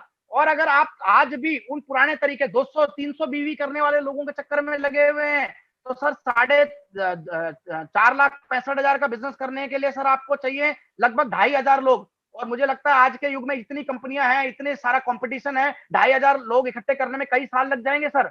यस और कई सालों का धैर्य कोई नहीं रखता सर। यहाँ तो 2 महीने चेक नहीं आता, लोग तीसरे महीने नई कंपनी पकड़ लेते हैं। और अगर वो धैर्य नहीं रख पाएंगे तो वो 21वीं सदी के व्यापार से आउट हो जाएंगे, वंचित रह जाएंगे सर। सब डायमंड क्लब ही चाबी है सर, आप इसको मानने या ना माने। आज समझ ले, चाहे आज से 5 साल बाद समझ लीजिए। सिंपल डायमंड क्लब सर, मान लीजिए किसी व्यक्ति के पास अप्रैल के महीने में 5 डायमंड क्लब है, वो भी व्यक्ति अगले 6 महीने से 8 महीने में सर रॉयल्टी पे आ सकता है। और permanent royalty, one time royalty नहीं सर। अगर एक व्यक्ति जिसकी लेग में 1 लेग में 3 डायमंड क्लब और बी लेग में 2 डायमंड क्लब है, अगर वो अगले कुछ दिनों में उन 3 वालों को 10 कर दे और 2 वालों को 4 कर दे, और फिर उसके बाद एक झटका और मार दे, सितंबर 3 महीनों में 10 वालों को एक ज्वाइनिंग एक डायमंड क्लब में कन्वर्ट करे, 20 हो जाए और 4 वाले 8 हो जाए। और जो भी हमारा फाइनल टारगेट मंथ रहेगा, जैसा गुरुदेव का आदेश रहेगा, चाहे वो नवंबर हो या दिसंबर हो, 20 वाले एक को तैयार कर दे 40 और 8 वाले एक को तैयार के 15। तो सर ने जो बुक बनाई थी, जगदीश भाई आपका जो बहुत बड़ा योगदान रहा था डायमंड क्लब बुक में, उस बुक में साफ लिखा हुआ है कोई भी ऐसा लीडर जिसकी एक लेग में, बड़ी लेग में 40 डायमंड क्लब और छोटी लेग में 15 डायमंड क्लब है, तो वो आदमी क्या बन जाएगा सर? जबरदस्त रॉयल्टी अचीवर सर, बड़ा रॉयल्टी परमानेंट वाला या वन टाइम वाला? परमानेंट, मजबूत, हमेशा के लिए। वही तो चाहिए ना सर हमें, परमानेंट। सर जमाना बदल गया, पुराने तरीके छोड़ दीजिए सर। एक जमाना था जब संदूक, लोहे की संदूकें उठा उठा के ले जाते थे, मजबूरी थी सर, कोई ऑप्शन नहीं था। लेकिन जमाना बदल गया, अब उससे भारी संदूकें हो गई हैं सर। लेकिन उन संदूकों को उठाने में ताकत नहीं लगती, क्योंकि उन संदूकों के नीचे टायर लगे हुए हैं। एक उंगली से आप उन संदूकों को धकेल पा रहे हैं सर। जमाना बदल गया। आज भी अगर कोई कंधे पे उठा के घूम रहा है तो सर आप उसको बेवकूफी कहेंगे ना सर? यस जमाना बदल गया। एक जमाने में ऐसा था कि एक छेद करने के लिए पूरा दिन लग जाता था, आधा घंटा लग जाता था। आज जमाना ऐसा है 1 मिनट में 15 छेद कर सकते हैं सर। आज भी अगर कोई पुराने तरीके से छेद कर रहा है तो आप उसको समझदार कहेंगे क्या? No sir. अरे सर जमाना बदल गया। अब आपने कहानी सुनी होगी सब लोगों ने, प्यासा कौवा ठस्सी करो सर, दूसरी तीसरी क्लास में। yes. चाहे इंग्लिश मीडियम से पढ़े हो चाहे हिंदी मीडियम में पढ़े हो सर, ये कहानी हर आदमी ने सुनी है। कौवे को प्यास लगी, मटका मिला, वो कंकड़ डाले, पानी ऊपर आ गया, पी गया। लेकिन आपका कौवा सर 21वीं सदी का कौवा स्मार्ट है सर, वो ऐसी मूर्खता नहीं करेगा, वो मेहनत नहीं करेगा, वो एक स्ट्रो ढूंढेगा और स्ट्रो को डालेगा और पी के उड़ जाएगा सर। हमें भी स्मार्ट बनना है सर, हमें भी उन 200 400 500 रुपए बीवी करने वालों के पीछे नहीं लगे रहना सर, हमें डायमंड क्लब करने वालों के साथ काम करना है, तभी हम स्मार्ट वर्कर कहलाएंगे सर। चौथा काम जो आपको करना है, लर्न द सिस्टम, सीखना पड़ेगा सर। हमारे बाप दादाओं ने ऐसा काम पहले नहीं किया था, उन्होंने नौकरी करी, हमें नौकरी के बारे में सिखाया, उन्होंने खेती बाड़ी करी, हमें खेती बाड़ी के बारे में सिखाया, उन्होंने धंधे करे, दुकान पैसा किया, हमें दुकानों के बारे में, दुकानदारी के बारे में सिखाया। लेकिन उन्होंने नेटवर्किंग नहीं की, उन्होंने नेटवर्किंग नहीं की तो हमें उन्होंने कोई एजुकेशन नहीं दी। हम पहली पीढ़ी है नेटवर्किंग करने वाले, हमें सीखना पड़ेगा इस इंडस्ट्री के बारे में, समझना पड़ेगा। और सीखना किससे है सर? जब सीखने की बारी आती है तो दो सवाल खड़े होते हैं, सीखना क्या है और सीखना किससे है। पहले हम बात करेंगे सीखना क्या है। 3 चीजें सीखनी है। सबसे पहले सर हमें सीखना है प्रोडक्ट्स के बारे में, ये प्रोडक्ट कैसे काम करते हैं, कौन सा प्रोडक्ट किसको देना है, हमारा प्रोडक्ट मार्केट से बेहतर कैसे है। बहुत सारे लोग को नॉलेज नहीं है, नॉलेज, बिना नॉलेज के अगर वो मार्केट में जाएंगे तो 200 रुपए का हेल्थ कार्ड महंगा लगेगा सर लोगों को। बिना नॉलेज के अगर वो मार्केट में जाएंगे तो सर 14 रुपए वाला नमक भी नहीं बेच पाएंगे सर। तो प्रोडक्ट के बारे में सीखना पड़ेगा सर। दूसरा प्लान के बारे में, ये प्लान कैसे काम करता है, कैसे पैसा आता है, कैसे रॉयल्टी आती है, 2 लाख पे कितना पैसा आएगा, 5 लाख पे कैसे कितना पैसा आएगा।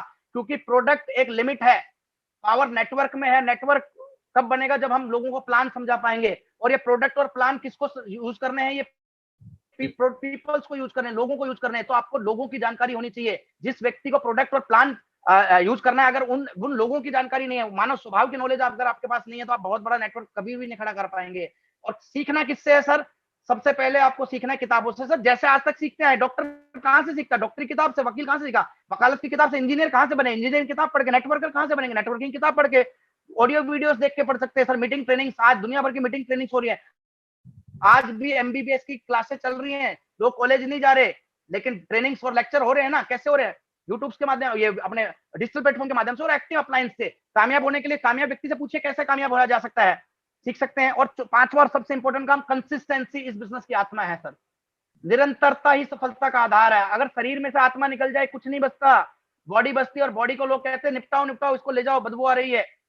अगर आप इस बिजनेस में, इस धंधे में अगर टॉप पे जाना चाहते हैं तो कंसिस्टेंसी अपनाना पड़ेगा सर। लगातार, निरंतरता, रुक रुक कर करना कैंसर है सर। इसमें आपको लगातार चलना पड़ेगा। 5 साल लगातार काम करना है सर।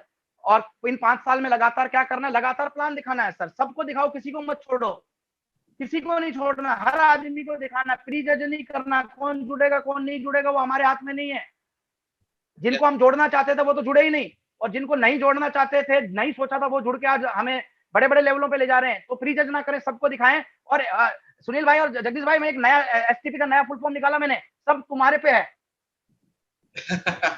रॉयल्टी कितने दिन में जाना तुम्हारे पे है, रूबी कितने सालों में बनना तुम्हारे पे है, 3 महीने में रॉयल्टी जाना या 3 साल में रॉयल्टी जाना तुम्हारे पे है। एसटीपी करना पड़ेगा, सब तुम्हारे पे है। Show the plan, show the product, show the performance, show the sponsor, show the programme, share the product sir. ये करने पड़ेंगे आपको। People will come, people will go, best will stay. लोग आएंगे, लोग जाएंगे, आपको घबराने की जरूरत नहीं है। जो अच्छे लोग होंगे वो आपके साथ चलते जाएंगे। आज बहुत बड़ा नेटवर्क है टाइगर टीम का, लेकिन एक्टिव लोग तो लिमिटेड है ना। वो एक्टिव लोग आपको मिलते जाएंगे और आपका कारोबार, आपकी जिंदगी को बदल देंगे सर। और जो कंपनी के ऑफर्स आ रहे हैं सर, रेगुलर उन ऑफर्स को प्रमोट करें सर। आपके लिए ऑफर वो छोटा हो सकता है, लेकिन आपके नेटवर्क के लिए ऑफर वो बहुत बड़ा काम कर सकता है सर। पिछले मार्च में 380 करोड़ रुपए का सर आधिकारिक आंकड़ा है सर। 380 करोड़ का बीवी हुआ। अगर एमआरपी डीपी में कन्वर्ट करें तो लगभग 700 साढ़े 700 करोड़ का बिजनेस हुआ 1 महीने में। लेकिन सवाल में ये है जगदीश भाई, ये जो 700 करोड़ की बिक्री हुई या मार्च में ही क्यों हुई, फरवरी में क्यों नहीं? आज प्रोडक्ट की ज्यादा डिमांड जरूरत है, आज क्यों नहीं हो पा रही? ये इसका पीछे एक ही लॉजिक है कि मार्च में बहुत सारे ऑफर चल रहे थे कंपनी के, जो खत्म होने वाले थे, और लोगों ने उन ऑफर्स में काम किया। उसकी वजह से उतना बड़ा टर्नओवर, उसकी वजह से उतनी बड़ी लेवल और अचीवमेंट आई है। तो हमें भी इन छोटे छोटे टारगेट्स पे काम करना पड़ेगा। अगर एक है, अगर वो 500 बीवी वाला सिस्टम उन पे लागू कर दे, 500 बीवी न्यूट्रीचार्ज उनको खरीदवा दे, तो हर महीने लाख रुपए का न्यूट्रीचार्ज बिकने लगेगा सर। इसका मतलब है 12 महीने में 12 लाख का बिजनेस। 10 लाख पे तो थाईलैंड ले जा रहे हैं सर, हवाई जहाज में बैठा के आपको न्यूट्रीचार्ज वाले। और अगर आपने 1000 बीवी करवा दिया अपनी टीम से, तो घरवाली समेत जा सकते हो सर। छोटा सा टारगेट है सर, लेकिन उसका offer, extra offer sir, full बीवी के प्रोडक्ट आते हैं, लूट लो, ज्यादा खरीद लो। इस महीने डबल फुल बीवी मिल रही है, अगले महीने कुरकुरे मत खरीदना, साबुन खरीदना। जिस समय जो ऑफर, अरे दुकानदार क्या करता है सुनील भाई, जब आप सिम का काम करते थे तो ऐसा आता था ना, इस महीने 200 एक्टिवेशन कर दिया तो मोबाइल फ्री, तो क्या करते थे हम लोग, बहुत सारे गिफ्ट मिलते फिर थे। क्या करते, मिलते थे ना, तो फिर क्या करते थे, सिम नहीं बिकती थी तो अपने नाम से एक्टिवेट करवा लेते थे, क्या बात है, अगले महीने ही बेच देंगे, क्या दिक्कत है, ऑफर है जी। सर, फायदा उठाओ, लेडीज वाला ऑफर चल रहा है, इसका फायदा उठाओ। लेकिन एक ऑफर है सर जिसका फायदा आपको जरूर उठाना चाहिए, हर लीडर को मैं चाहता हूँ, 10,000 बीवी सर न्यूट्रीचार्ज का करके सीरियसली लो सर, 60,000 रुपए करने सर 6 महीने में मिलेगा क्या सर आपको, 60,000 अगर आप करते हैं 32% लेवल पे अगर है, मैं तो उसी लेवल को मानता हूँ, 32% लेवल पे है तो 60,000 का 32% 19,200 रुपए पहली बार तो वो मिलेगा आपको, एमआरपी और उसका डिफरेंस करेंगे तो 15,000 वो मिलेगा, 19,200 15,000 34,200 हो गया। और उसके बाद कंपनी ने 10,000 पे आपको 20,000 का सामान मिलेगा, 10,000 ड्यूटी चार्ज का और 10,000 आरसीएम का, 20,000 वो जोड़ दो 54,500, 60,000 का बिजनेस करके आपको 55,000 का तो वापिस मिल गया, और 60,000 का सामान आप बेच के कितना भी कमा लो आप उसमें से।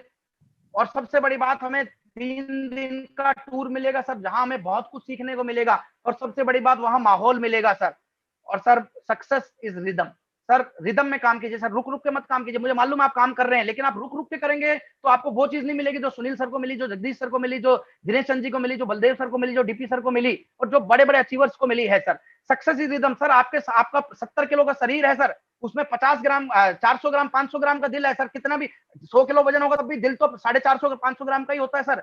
आपका दिल आपको जिंदा रखने के लिए कितनी मेहनत कर रहा है सर, 1 मिनट में 72 बार, 1 घंटे में 4,300 बार, और एक दिन में 1,03,680 बार धड़क रहा है सर आपका दिल, अगर आपको जिंदा रखने के लिए इतनी ताकत लगा रहा है तो सर क्या आप अपने सपने, अपने बच्चों के सपनों को पूरा करने के लिए अगले 5 साल सर ताकत नहीं लगा सकते, अगले 5 साल सर प्लान नहीं दिखा सकते, अगले 5 साल के डायमंड क्लब नहीं कर सकते सर? सर थोड़ा ताकत लगानी पड़ेगी, थोड़ा रिदम में आना पड़ेगा सर। सूरज है, आपने सुना है सदियों से, युगों युगों से सूरज के चारों तरफ पृथ्वी घूम रही है, 12 घंटे का दिन 12 घंटे का रात क्यों होता है सर? क्योंकि लगातार घूम रही है सर। सर अगर ये पृथ्वी घूमना बंद कर दे, प्रलय आ जाएगी सर, प्रलय। और जिस दिन आप लोगों ने रेगुलर काम करना बंद कर दिया सर, आपके बिजनेस में भी प्रलय आ जाएगी। बहुत सारे लोग अच्छे अच्छे लेवलों पे जाकर भी आउट हो गए इस बिजनेस से, क्योंकि उन्होंने कंटिन्यूटी रिदम को तोड़ दिया सर। आपको रिदम को तोड़ना नहीं है सर। और मैं आपको सर, मैं ओपनली कहना चाहता हूं, मैं आपको नहीं करना चाहता, लेकिन मैं, मेरा फर्ज है क्योंकि एज ए अपलाइन होने के, कि सर जब आप ये काम करेंगे अप डाउन आएंगे सर, अच्छे लोग आएंगे, अच्छे लोग जाएंगे, बिजनेस अप होगा, बिजनेस डाउन होगा, घर में परेशानी आएंगे, बिजनेस में परेशानी आएंगे, लेकिन आपको थकना नहीं है, आपको रुकना नहीं है, आपको गिव अप नहीं करना है। और अगर आप ये नहीं, आपने गिव अप नहीं किया तो मैं आप गारंटी देता हूं कि आप अपना नहीं, अपनी आने वाली 5 पीढ़ियों का कैरियर बना के जाएंगे सर। फिर कह रहा हूं, डॉक्टर एक पीढ़ी का कैरियर बनाता है, इंजीनियर एक पीढ़ी का कैरियर बनाता है, प्रधानमंत्री भी एक ही पीढ़ी का प्रधानमंत्री बन के रह जाता है, लेकिन आप अगर डायमंड बन गए तो अगले आने वाली 50 पीढ़ी डायमंड ही कहलाएंगी सर। और वंस अगेन मैं सभी साथियों को धन्यवाद कहना चाहता हूं कि वो इतने शॉर्ट नोटिस पे इकट्ठा हुए। और सबसे ज्यादा मैं धन्यवाद कहना चाहता हूं जगदीश सर का, कि उनके माध्यम से इतना बेहतरीन मंच हमें मिल रहा है, जहां पर हम लगातार सीख रहे हैं, लगातार ग्रो कर रहे हैं। सभी साथियों से निवेदन है, लगातार सीखने पे फोकस करें। और जैसा सर ने कहा है, अभी अगले 3 दिन क्लोजिंग पे समय लगाइए, 500 एक्स्ट्रा। देखिए, हो सकता है आप नेटवर्क के लिए बाहर ना जा पा रहे हो, लेकिन ऑलरेडी जो नेटवर्क बना है उसको तो हम अपने उसको तो हम काम पे लगा सकते हैं, और उनको, उस नेटवर्क को हमें परचेजिंग में लगाना है सर। बस इतना सा काम करना है सर। बहुत कुछ होने वाला है सर, बस उसके लिए आप तैयार रहिए। और thank you very much sir once again कि आप लोगों ने मौका दिया, और लगातार सीखते रहेंगे। और ये जो मुहिम शुरू की है जगदीश सर ने, गुरुदेव के मार्गदर्शन में, हमें इसका ज्यादा से ज्यादा सहयोग करना है, अपनी टीम को इस मंच के साथ जोड़ना है, हर प्रोग्राम को हमें एक्टिव रखना है। Thank you very much. Hindustan देख रहा है सर। एक ही चीज कहूंगा सभी से कि हम कामयाब हो सकते हैं। हमने बहुत कुछ सीखा, बहुत एक्साइटमेंट आ रही है। मजा कब आएगा? जब अगले 3 दिन हम सर को गुरुदक्षिणा में अच्छी क्लोजिंग दे देंगे। और सर ने जो बात बताई है कि क्लोजिंग में हमें टीम को ऑफर और टीम को पूरी तरह सपोर्ट करना है, क्योंकि हम पूरे साल कितना पढ़े, मजा उसमें नहीं है, मजा उसमें है कि हम रिजल्ट कैसा लेके आए। तो ये रिजल्ट का समय अगले 2-3 दिन, हमें क्लोजिंग बेहतर करनी है। आज का प्रोग्राम आपको बहुत अच्छा लगा होगा। हम 3 दिन ऐसे ही मिलते रहेंगे। शुक्रवार का दिन मास्टरमाइंड लीडर का होगा। आपको बहुत शानदार शानदार ट्रेनिंग, हम बहुत एक्साइटेड हैं, आप भी एक्साइटेड हैं। तो मिलते हैं आगे। अच्छी क्लोजिंग के लिए शुभकामनाएं। जय आरसीएम, जय हिंद।